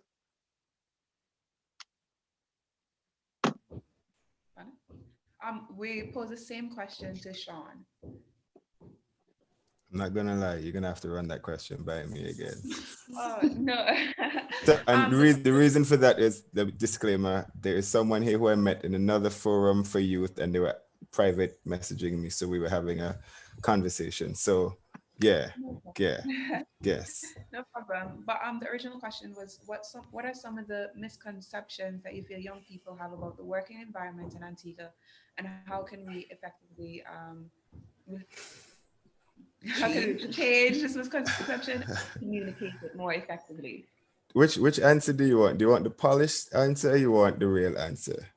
The real answer is it doesn't make sense, right? And I say that to say that you will get a job, you will start working, and people will tell you to do things and you'll be like, this don't make sense. Like, nothing you're telling me to do makes sense. I'm going to do it. I'm going to get it done and I'm going to get paid for it. But at the end of the day, the way this process works and the way people here in this organization approach work, it really doesn't make sense, right? Because you will do things and you're like, yeah, okay, cool. Why can't we do it this way? Why can't we cut out these 5 steps in the middle and just go from 1 to 10 and done, call it a day? And they'd be like, no, we can't do that because this customer needs this way. And like, okay, that customer aside, why can't we do it for everybody else? Oh, well, you know, the banks are going to be like, okay, cool. Call the bank. Tell them what you need. Oh, no, we never thought about like, but it's your money. It's your business. It's your company. Like, you get to be the be all, the end all of everything. So like, why hold back? And I know where Chris is coming from. I worked for the government for 8 years. I get it, right? It's not the place where, and I could say this because it's not the place where you go to work if you have dreams, aspirations, goals. Unless you sit in a position that you make the decisions, then it's the place you go to get a paycheck.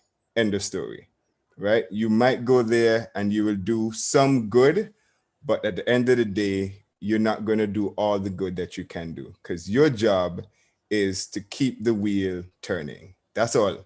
All right. So you go in at 8, you clock in, you get the work done, you leave, you go home, you carry on with your life.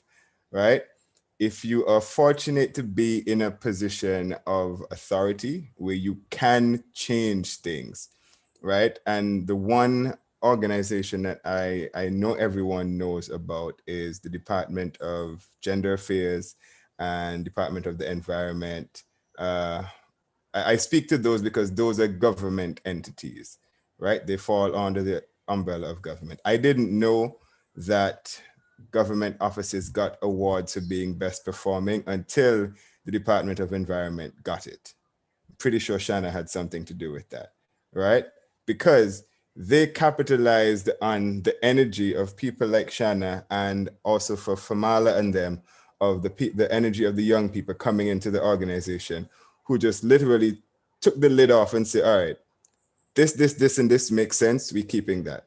Everything else don't make sense, garbage, right? So for the young people who are coming into the working world, if you're working for an establishment that literally you're just there to sit from 8 to 5 and get the job done, don't work yourself into depression trying to change the world when you know you're not going to do it between 8 and 5.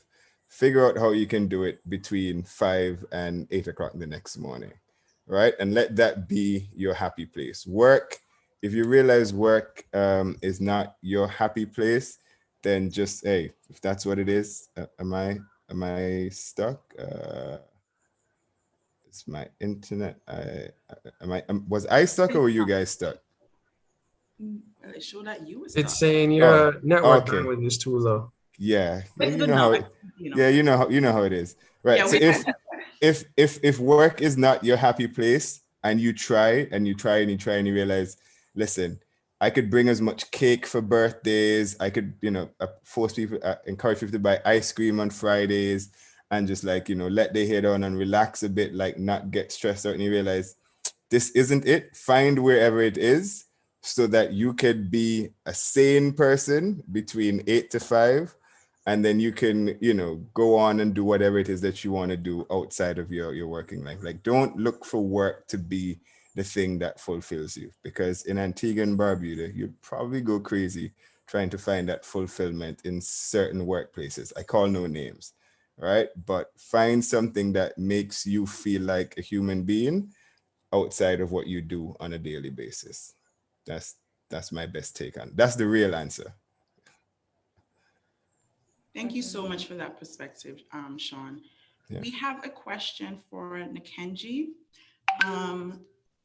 What has kept you in your industry, in your field, despite any difficulty, especially on days where the love of it doesn't seem like enough?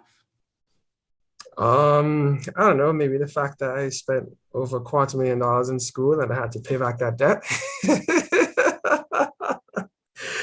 Because like, look, when you look at it that way and, you realize you spent like I said, $250,000 in school, you went to like one of Canada's leading design universities, and then you come back here, it's not like you're gonna be like, well, $250,000 waste, let me go try something else. You kind of have to make best use of it.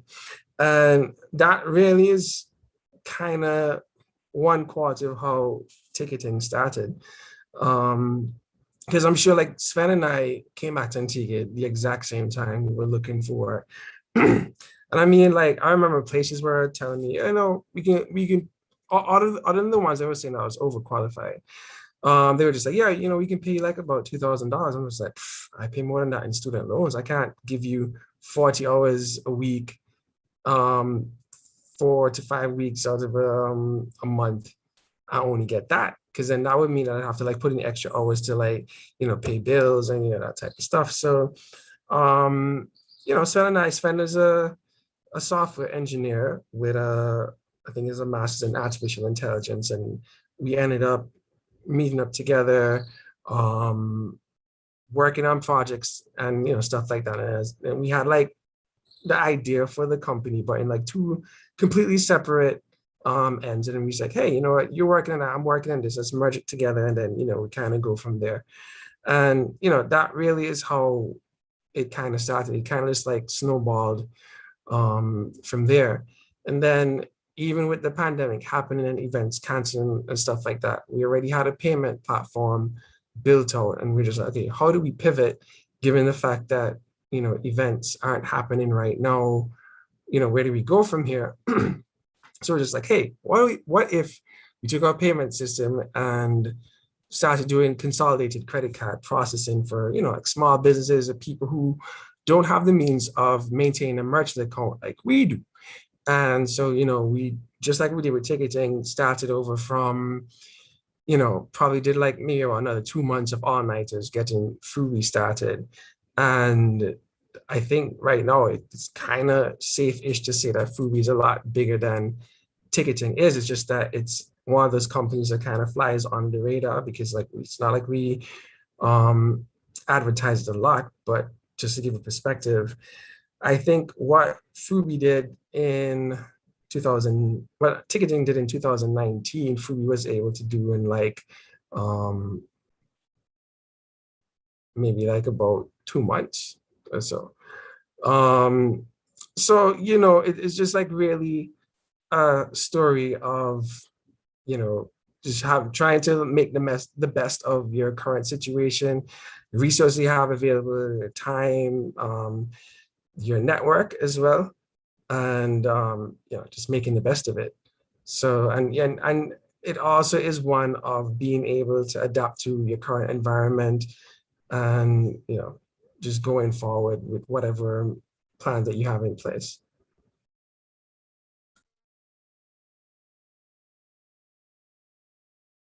The same thing. I just also was called is that they actually thought Fubi was an international company. No, it's actually locally made, all Antiguans. It's myself, Sven, Ashton, Farron, Ram, Adrian Edwards, and Brent Scotland. It's not Brent Scotland, Brent O'Keefe, sorry. Oh, okay. I honestly didn't know it was an extension of ticketing as well. I saw MSG using it as well and say, hey, they're finally doing online payments. So I was but then it's good to know that it's actually an Antiguan company that is establishing that. So that's something very credible to do. So much for them saying nothing local is good, right? Yeah, they don't want to highlight when it's good, when we actually have things, you know? But one question I would have for you, Nkechi, is you saying that, yeah, when you came back, there wasn't a lot, like there were some difficulties that you faced and you felt like it weren't being really, you weren't going to be paid, or like the benefits wouldn't match your level of work that you received abroad. So what made you really stay in Antigua and versus going back abroad and thinking like there's better opportunities there? Well, there's this thing called a bond that happens when you get loans.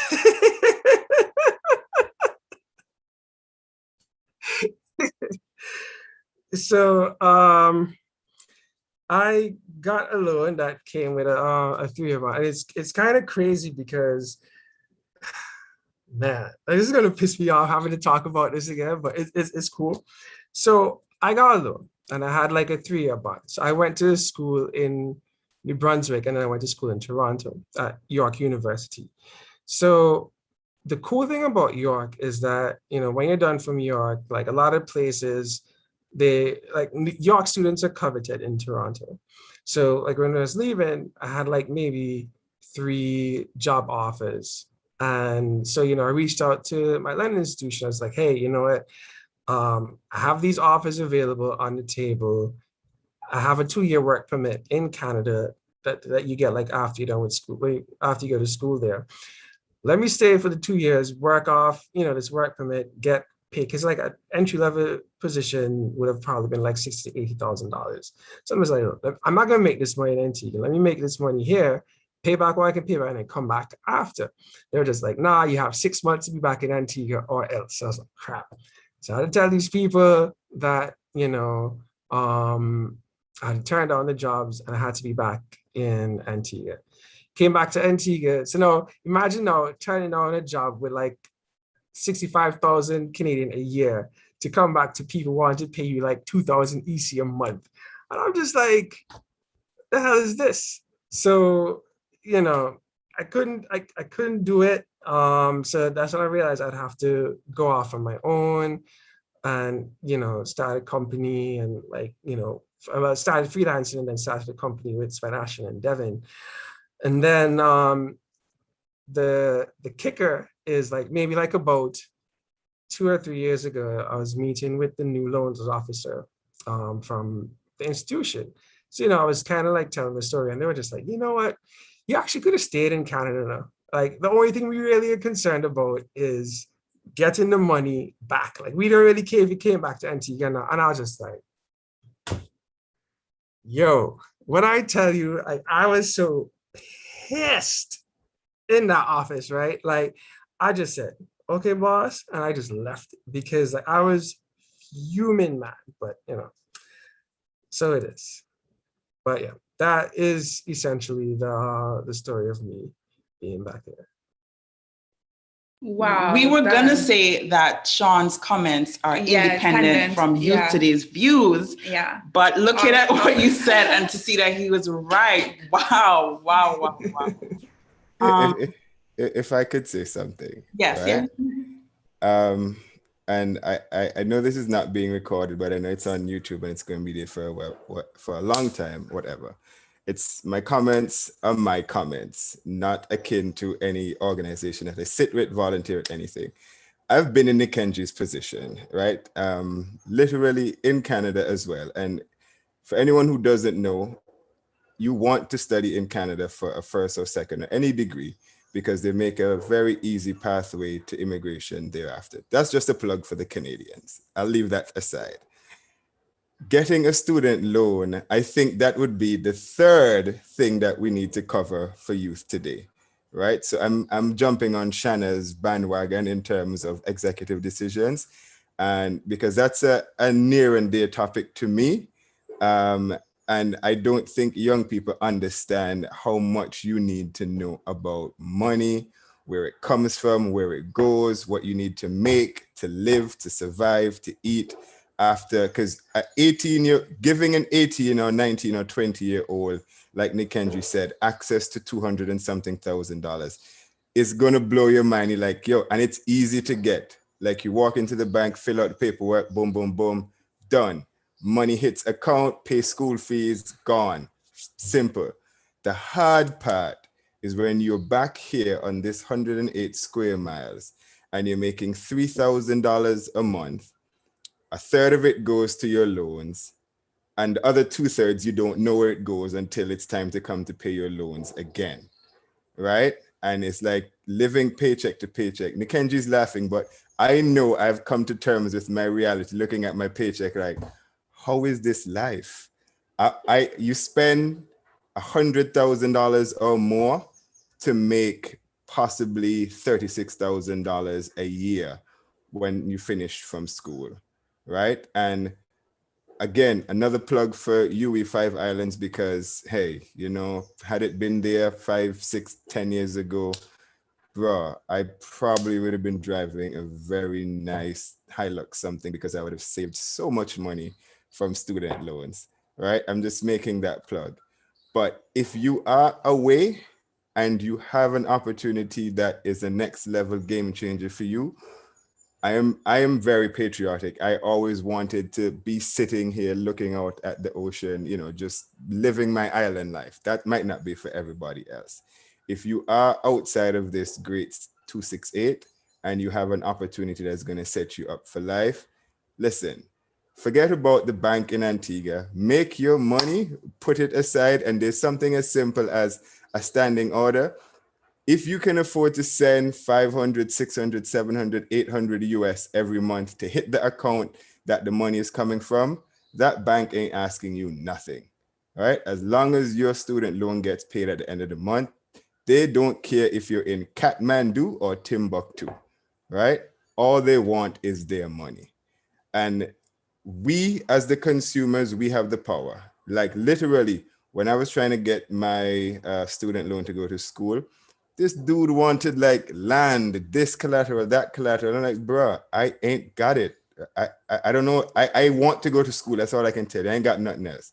My parents didn't have the money. I didn't have it. Like, no, I'm pretty sure all of you have seen ads every day, like student loans, student loans, student loans, because they realize, well, I wouldn't say we're gullible, but the youth need education.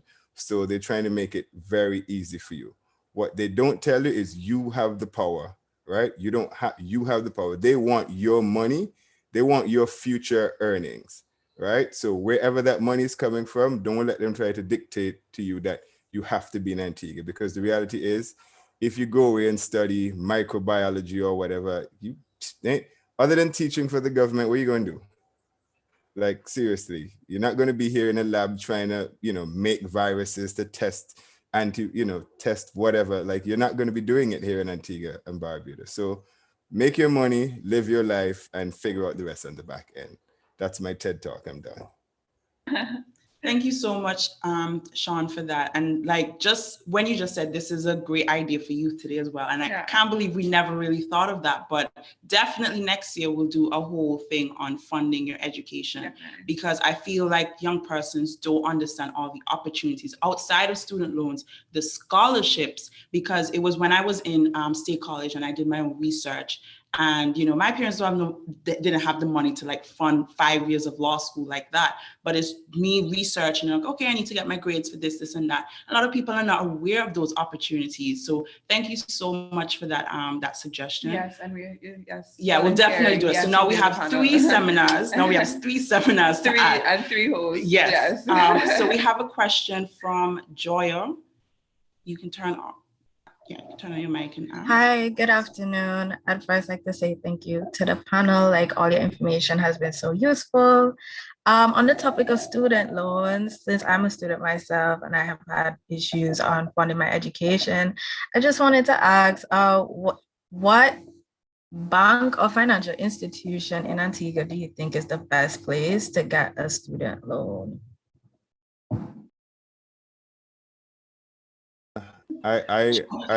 Well, mine was the development bank, simply because I don't know if it's still high on their mandate at the time, because where all the commercial institutions were being very cagey with their money through a family member who already had loan facility there. It was a very easy process, and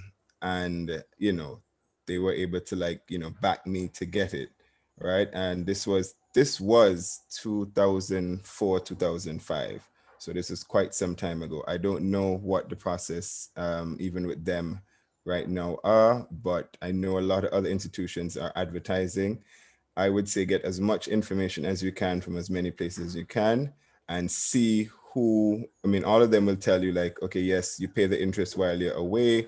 And then when you come back, you start making principal payments. But you are the lead negotiator. So ask for things like, okay, after I graduate, can I get like a 6 months moratorium before I have to start making payments? Questions like that you should be asking, like, are these things possible?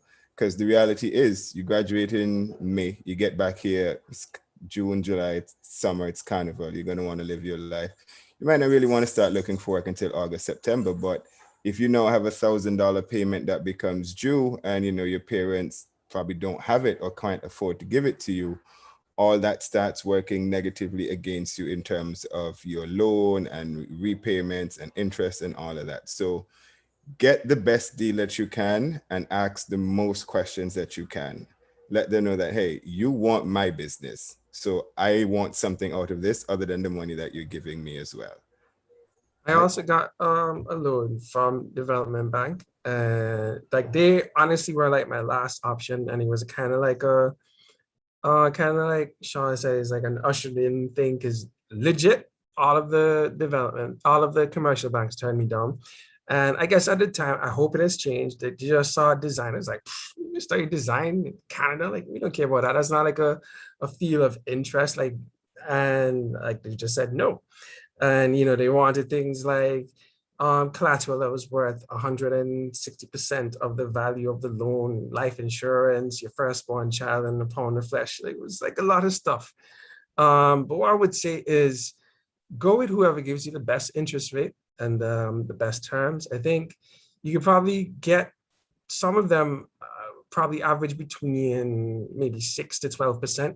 Depends on what time you catch them, what part of their financial year it is.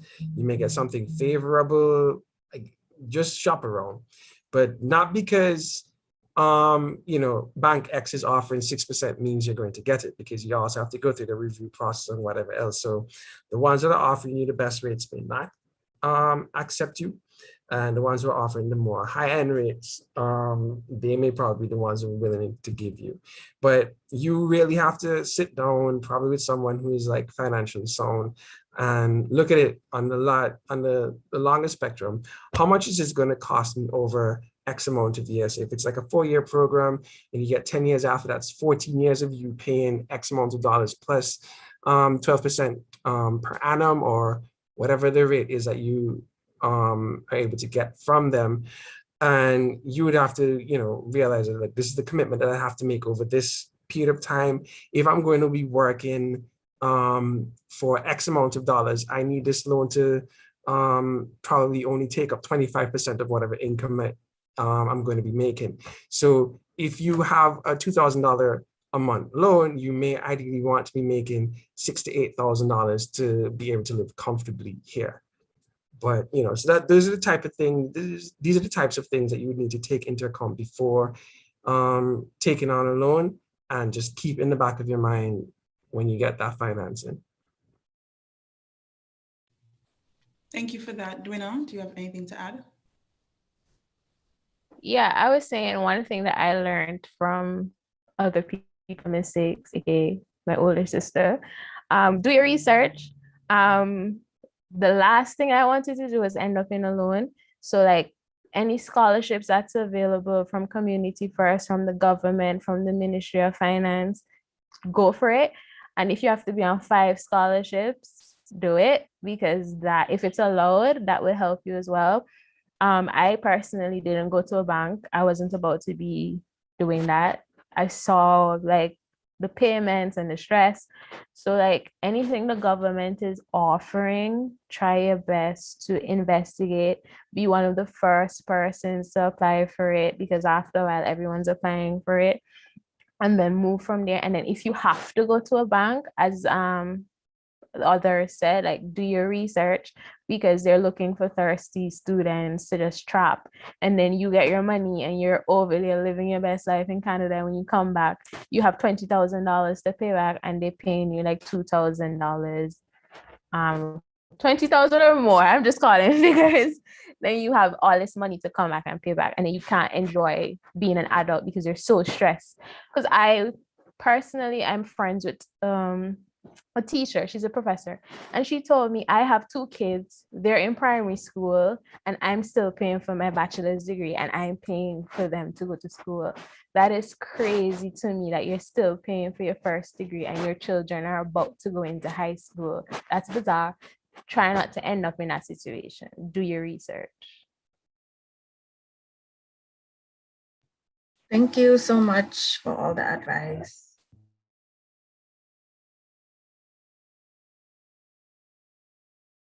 You want a perspective?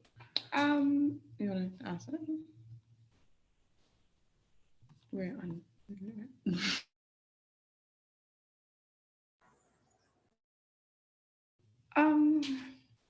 Shak had put her perspective or a comment in the chat, and she wants to get the panelists' view on her perspective.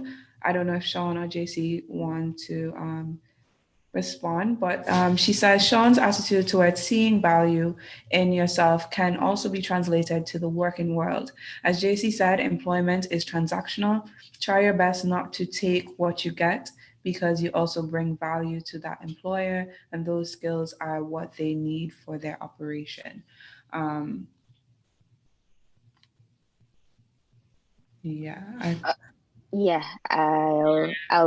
I'll jump. Sean has abdicated to me first, so I will.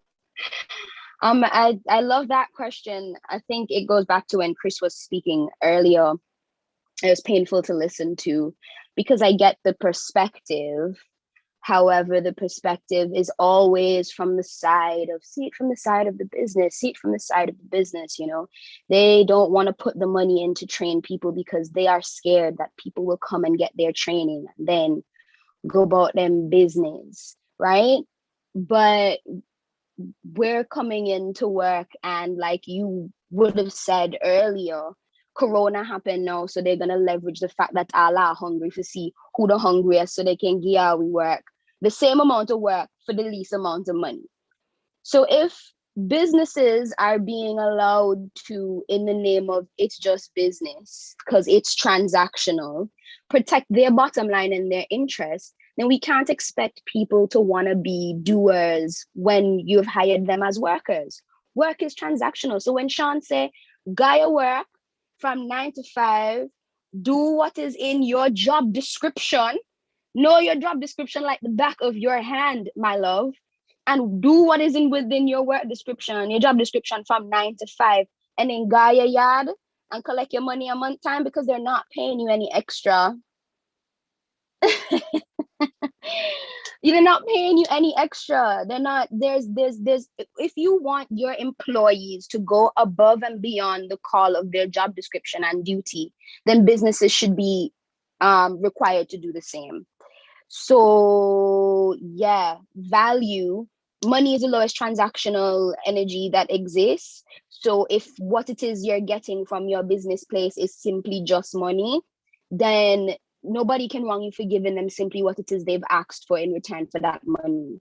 If people start to ask you for things on top of what they've asked you for, you agreed upon it in return for the money, and they're not holding up their end of the bargain that they're trying to make, then, it's up to you. Just like how we say you have the power when it comes to being in a loans place, we have this attitude that, because it's been tied to our survival, we need work. We need work because that is how you make money, and money is how you survive. So it's not that we want to work, it's that we need work. In the same way, the people them need people for work. Them need people for work because Mr. Ryan is not going to walk up and down the halls telling people where the plywood is.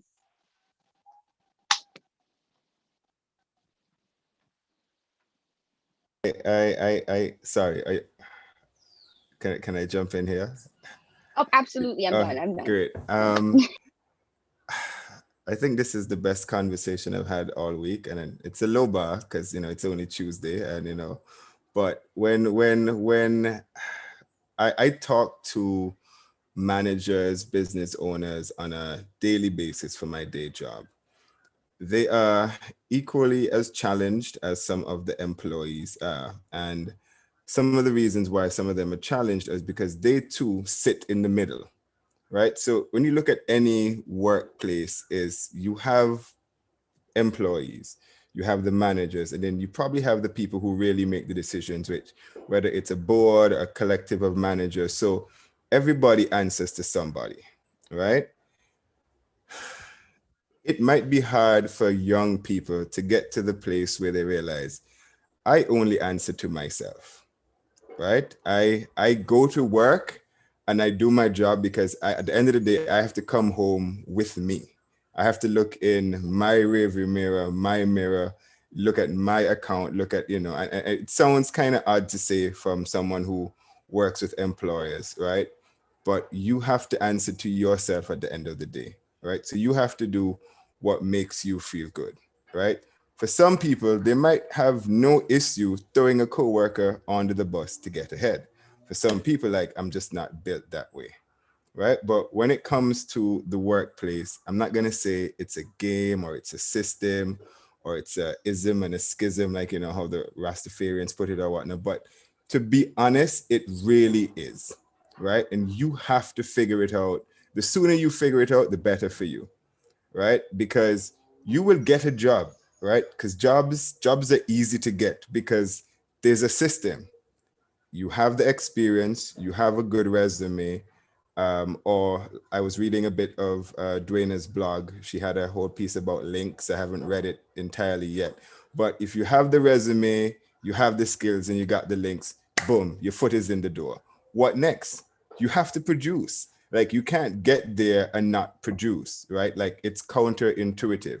The problem that we have in the workplace is that people are put in jobs that they're not supposed to be in, right? They have no business being there for whatever reason. So they know they're the weak link in the chain.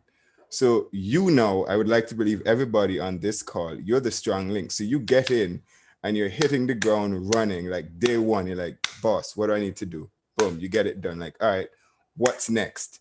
And you will get to the point where you realize there is no more what next, because your boss doesn't know what's next, because they are just a link in the chain. And they're like, listen, 10 more years to 60, golden parachute, Social Security pension, go spend 6 months with my kids in the US, go chill with my aunties in Florida. That's the life. That's all I want to do. Don't come here upsetting my apple cart, right? Like you young, bright people, y'all are giving me a headache. Just do the work and go home, right? But we can't do that, right? And I mean, I'm from literally the same school as, Nikenji. And it's like when I run into these guys in whatever forums, I tell them all the time, listen, I'm going to sleep better at night in 5-10 years because I know it's people like you all who are going to be making the decisions, not those who are there now. Eventually, they have to leave, because they have to age out of the system. They have to get old. They have to retire, but it's us. So 10 years from now, and I'm doing something, and I call an organization and I hear like, yeah, would you like to talk to the boss, Rosemary? Like, of course, I want to talk to her because I know I'm going to get what I need to get done because Rosemary, Dwayna, JC, Shanna, all of them get it, right? If not for, I guess, other things, I know Shanna is on here. I would go work for the EAG because they're about that life, right? Like I've been to places with the EAG this calendar year that I've never been to. None of you can say, well, I don't know if any of you have ever set foot on Pelican Island. Do you even know we have a Pelican Island? I didn't know this, right? But they're out there doing the things because they get it. It's a small group of people, but they get it. They understand that, listen, just let people do what comes naturally to them, whether it's something that they're good at or not. And you could piggyback off of something that they're doing outside of the workplace. Like any workplace should be happy to have a JC, or I'd like to believe if Mint was still at Curtin Bluff, he'd have to be Employer of the Year or Young Chef of the Year, winning awards or whatnot, because it's just ingrained in his DNA, So don't go into an organization and try to like, okay, well, I'm at work now, let me turn off my light. No, I'm not going to say burn it down with your brightness, because I don't want anybody to say I said to burn down a workplace, but like burn it down in the figurative sense, like, listen, this is madness. We got to do better. We have to strive for better. And I'm going to be over here being a great salesperson, making minimum wage because that's who I am. And I'm going to do it to the best of my ability, go home at the end of the day and sell, whatever it is that I need to sell to keep my dreams going. So y'all are good. I'm good here for 8 to 5, but I'm better after 5 o'clock. And just personal agenda to tie it up, because you said it earlier too, man. Like you have to make sure that you maintain your sanity. You have to make sure that you're okay. When I said earlier, I chose which hill I wanted to climb and not which cross I wanted to bear. This is exactly what I'm talking about.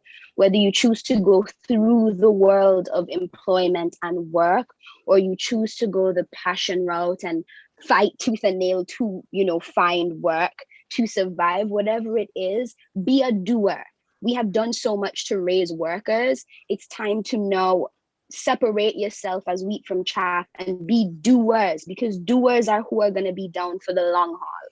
And that's what we need. That's the issue we have now, is that we have a bunch of workers, the same people who just work in because they're told if they worked for long enough, they will be given a golden parachute and then can go Florida, a foreign to sit down with them. Niece and them nephew and them grandbaby and have a wonderful time, right? Be doers, because that's what we need. We have too many systems and cogs in the wheel that are there aesthetically. They're there because the idea of them being there, and if they worked, they would be amazing and helpful.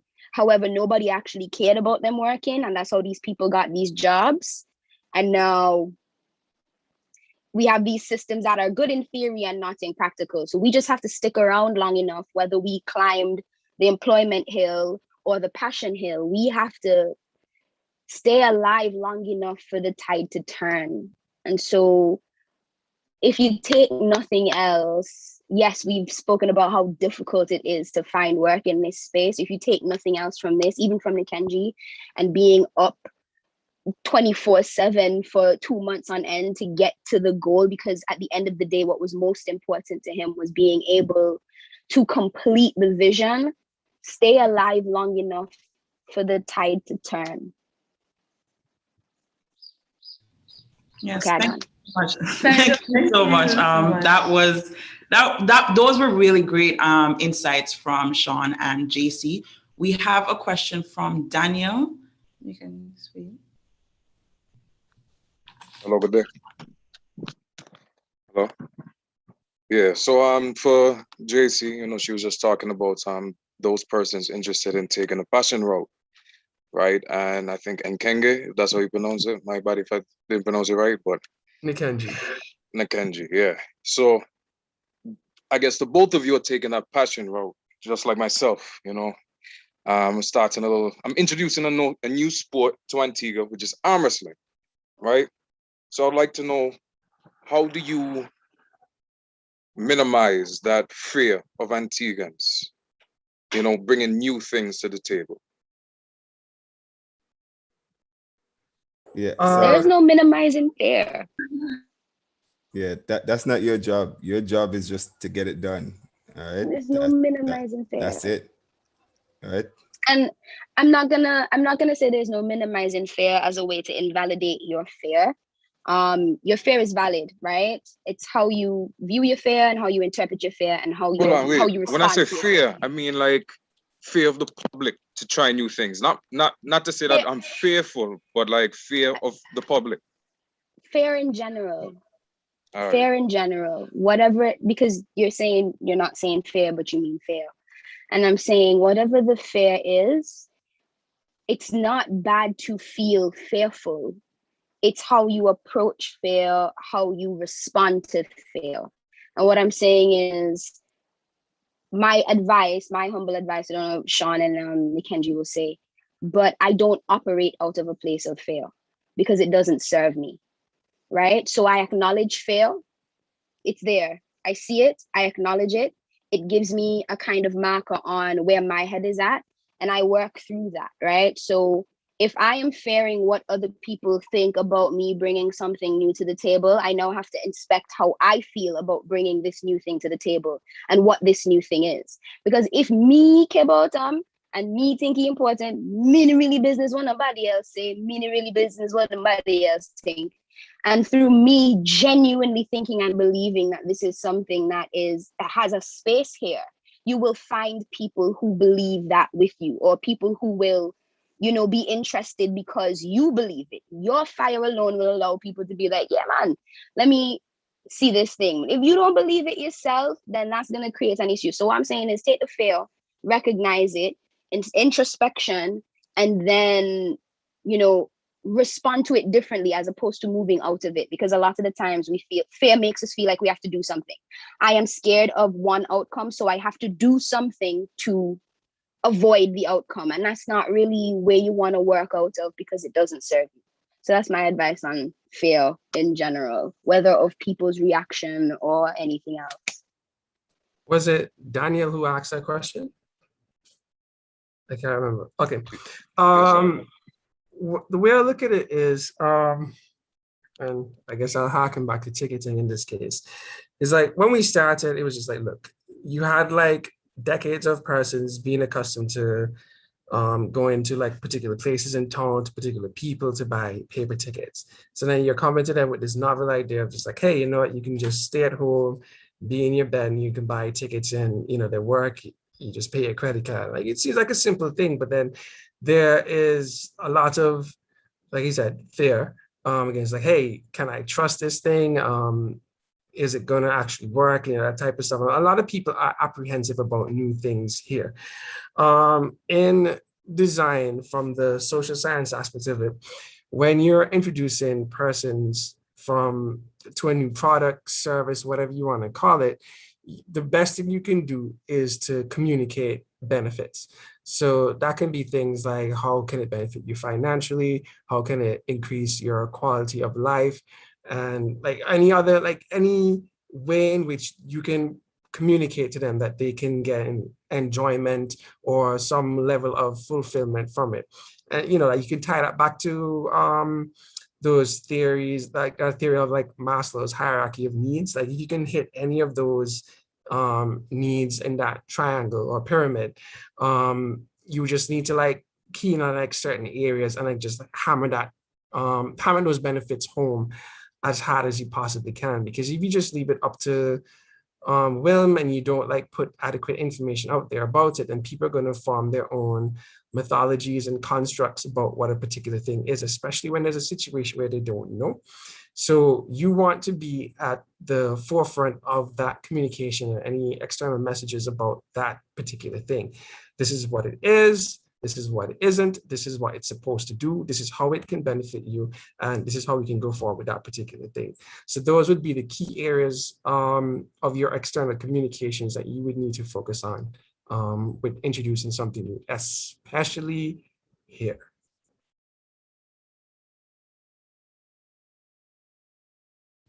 I don't know if Sean wants. Thank you very, very much. Yeah, no problem.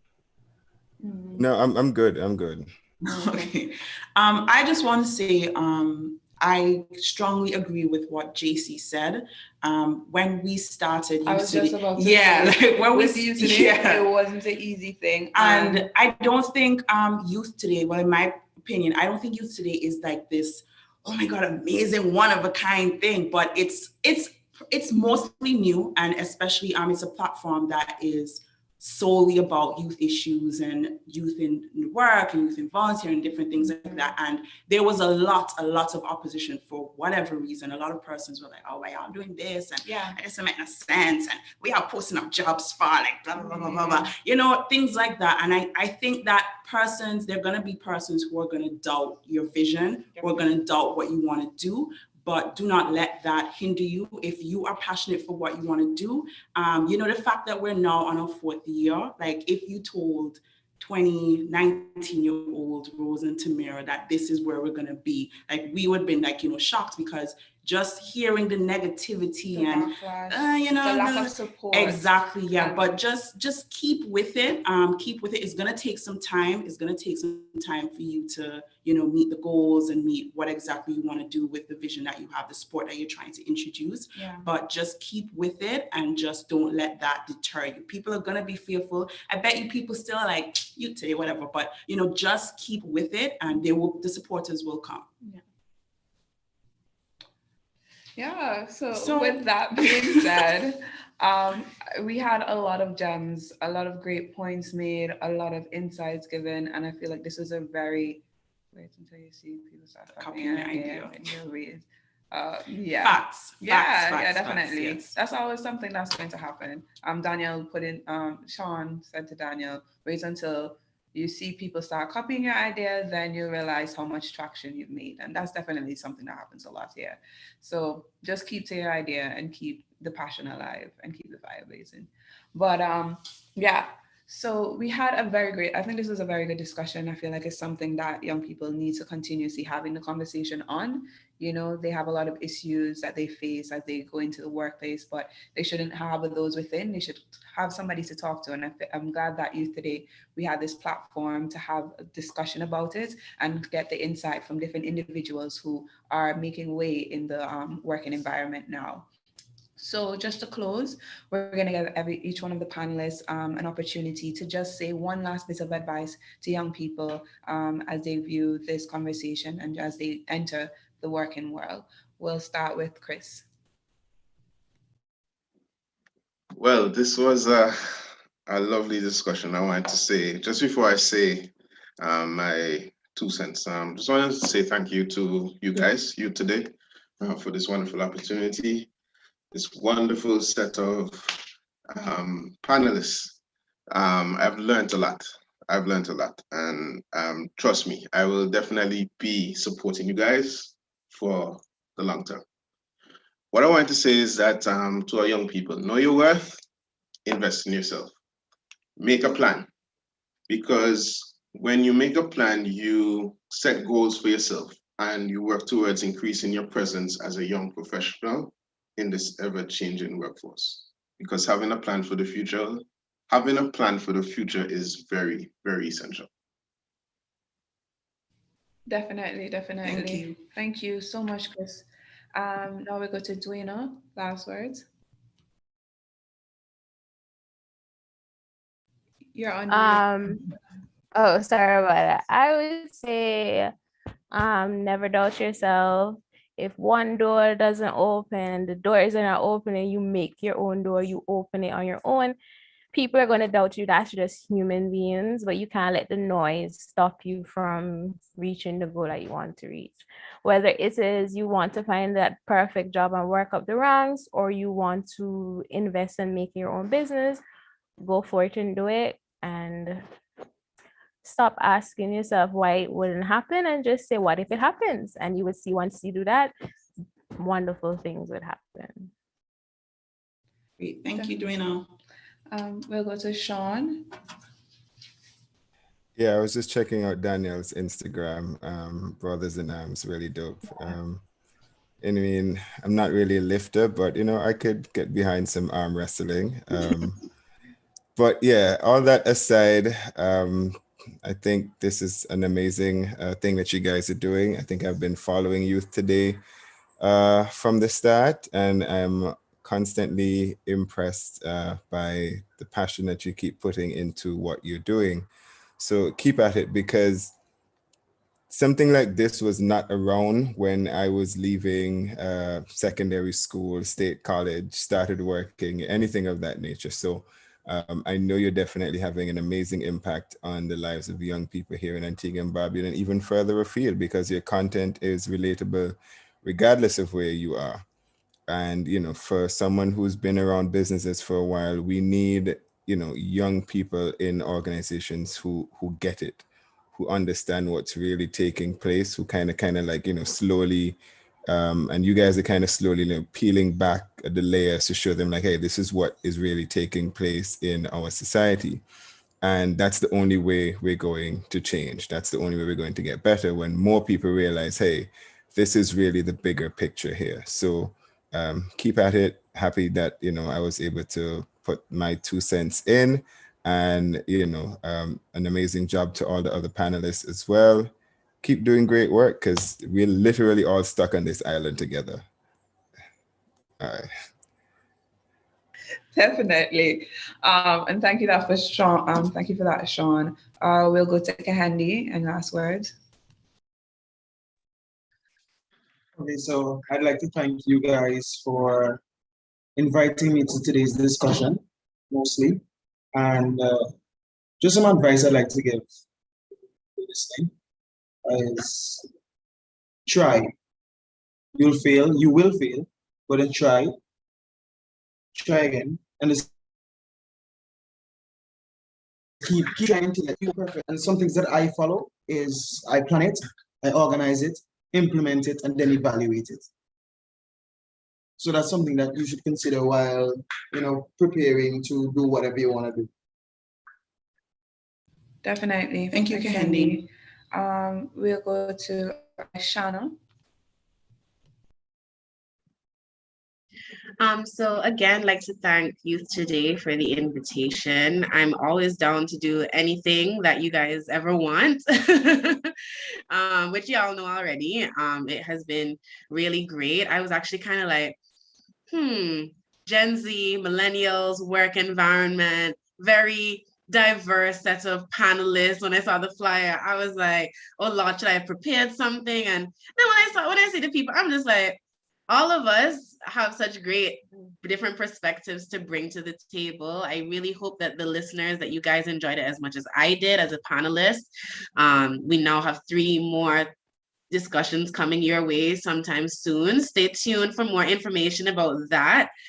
Definitely, I obviously can't partake in the one about the entertainment industry, but the environment one and the funding one, because y'all know I only do school if somebody's paying for it. So scholarship wise, I'll be able to talk about that and about how the stipends that are sometimes given for your scholarship are not enough for actually living in a first world country.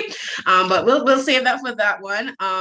And my advice would be to be bold and to be brave, especially if you're doing like non-traditional jobs like JC, Kahindi, and I.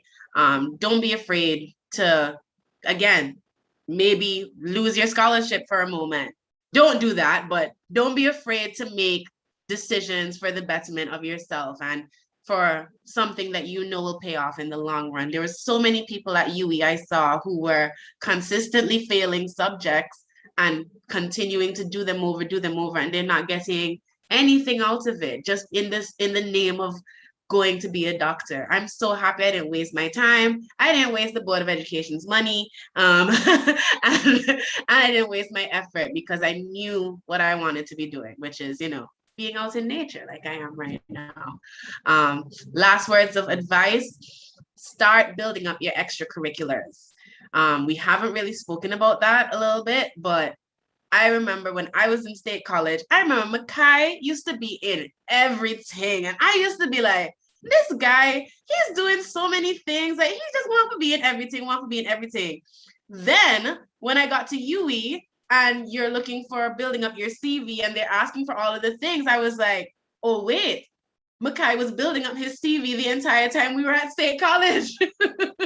Why didn't I do that kind of thing? Because again, the skills that you learn by being involved in different extracurriculars can be translated into when you're looking for a job. So that's another little plug for you to get involved. So thank you again to all of the panelists and to you today, and for you guys for sticking it out with us to listen to our perspectives. Thank you for that, Shanna. And that's also something that both of us, because we were like in high school, state college, we were in everything. So that's something that I always try to let persons who are younger than me, who are going through high school and state college, try to do as many volunteering opportunities, join clubs, join activities, because that's how you meet different persons. So this networking thing, like, yes, sometimes some people are just born in, the realm of links, and the appearance set them up, with the links and everything. But not everyone is fortunate for that, because I've had the privilege of having opportunities because, okay, they know Rose from so-and-so, so let's put her in that. Yeah. So it's you putting your best foot and joining these different things. That's how you would get the exposure to meet different persons. So thank you so much for that. And Nikenji, yes. All right. I guess in closing, I just have like 3 points that I want to touch on. And I guess like everybody is kind of touching it. The first one, which is the importance of networking. And like, if you're going to go into any entrepreneurial venture, like networking is very important. And I mean, you may probably think that, you have links and whatever. It's like, honestly, like, I'm just like a little dirty boy from over. It's like, I don't come from, a bag of money or, whatever else. It's just that I just happen to know the right people, go out and, meet with people, and, you form like these links and bonds with persons. And that kind of helped you, help me get, to where I am now. Not that I'm not like at the top of the hill or anything like that, but I'm just saying that it has helped a lot. And it's not just like, that person rich and, like they're connected and whatever else. Like it is important for you to network. The other thing is being an entrepreneur is not for the weak. There's a lot of sacrifice that is involved in it. So if you're a lazy person, like I know like a lot of people just kind of fetishize it, where it's just like, oh, you can start a business and blah, blah. It's not what you may probably read in a POB book. Like there's a lot of work that goes into it. There's a lot of time and your personal resources that would get involved in it. And you don't want to screw that up. So you just have to kind of like make up your mind. Is like, look, there are probably going to be certain relationships in your life, your friends, significant others, that they just going to have to understand, look, this is where I'm trying to get to. You Mr. or Miss 9 to 5, like I can't deal with you right now. Like I have to focus on, what it is I'm trying to work on. And you have to make up your mind that, this is something I'm going to have to deal with. Certain things are going to have to suffer for that. And you just have to live with it. And like I said, it's a it's a sacrifice, and hopefully it ends up being a sacrifice that brings forth the fruit that you want, but you're only really going to get out of it what you put in. So if at the first sign of adversity, you just kind of like, what, screw this, I'm gonna clock out, then that's not gonna work, because most of the mentors that I have right now who are indeed millionaires, like they have countless stories of businesses and ventures that they had that, fell flat before they got to the one that they, just kind of brought them to prominence. So, just don't give up on whatever it is that you have until it's at that point where you, okay, there's like, I can't continue, but then look for the avenues to pivot because that first couple of bad ideas may lead to the one that's like your biggest. That's so true. Thank you, Nikanji. And last but certainly not least, we'll go to JC for a last set of words. Thanks a lot to Youth Today for even, including other fields of work in these kinds of conversations. This is not my first time with you guys. And just like Shannon said, I hope you know that you can just call on me at any time. I hope you feel so free, because that's exactly what it is. It's Youth Today, but I didn't even check today was a holiday. It was just, I don't know when Tuesday the 3rd is. I just know on Tuesday the 3rd, I'm finna do this thing with Youth Today. And that kind of willingness is something that I extend to you guys, because I believe in the work that you're doing. And I'm, blessed to be able to be helpful in any way, shape, or form in this kind of space and on this kind of mission that you guys have. So big up yourselves for that. I think my advice here is 2 parts. I think the first and probably the most important thing I think I want to say is see your whole life. I think we have been inundated with the idea of work, and it's been tied to our survival for so long, and your ability to earn money has been tied to our survival from day one. So even though they're not properly preparing us by helping us write resumes and stuff like that, they are properly preparing us by drilling it in our heads that you need to get a good job so you can make enough money to live a life, right? And I think I would like if people could take a step back from that and see their whole lives and see value in structuring their entire lives and not making work your whole life, because you don't want to be, 30 something and living this imbalance because your whole life, 20s, everything has been taken up by trying to earn money. And now, you're not living the whole life you would like to live. Your life lacks balance, right? So when you're choosing a hill to climb, look at your whole life. When you're choosing what it is you want to do, don't think about work. Think about what you want to do. Think about what it is you want to do with your life. What's going to make you feel as meaningful as possible, and then figure out what's your journey there. And work might be a part of your journey there, and that's okay, but just consider your whole life and prioritize balance, your mental health, wellness overall. Are you able to take care of yourself? Are you able to have the things you want? If you know you're the type of person who's going to want to sit down at home and have family dinners every night, please do. God bless you. Do not go and do what Nikenji is doing, because you hear the man say he can't sleep at night time. So you're not able to go on a family dinner, and that they gonna mash up your life, and then you have problem. Can you never think about from the beginning? Prioritize your whole life. I think that's extremely important when talking about work. And I love Shanna's note about being bold and making those choices regardless of what anybody says to you. And I think there was something that Nikenji said that I was just like, yes. But whatever Nikenji said, yes. And whatever everybody else on the panel has said, yes. Because this has really been a very good conversation. Very happy to be a part of it. And I hope that you guys are walking out of here knowing that, the plates are stacked against you, but ultimately you make the choices. This is your life, design it.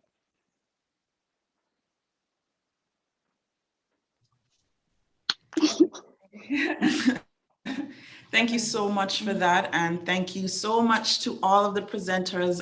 This was, as Sean said, this was the best conversation I've had for the week. And even though it's Tuesday, I know by Friday I'll be feeling the same way. But thank you again so much. When we started Youth Today, this is the type of platform and space that we wanted to create for young people to discuss our issues and things related to us. So I'm so glad to see it, in fruition and it all happening. So thank you to all the participants who were with us for the entire 4-day Youth Summer program. I know this has been virtual. Hopefully next year, COVID and everything kind of ease up so we can have it face to face again. But thank you so much for joining us and for staying the entire talk. I hope you guys also had a really great time listening to everyone and noting all the gems that were dropped here today. Yeah. I don't know if anything you... No, I'm glad that we were able to have, because this was the vision of this discussion, this type of topic, this type of interaction, this type of insight.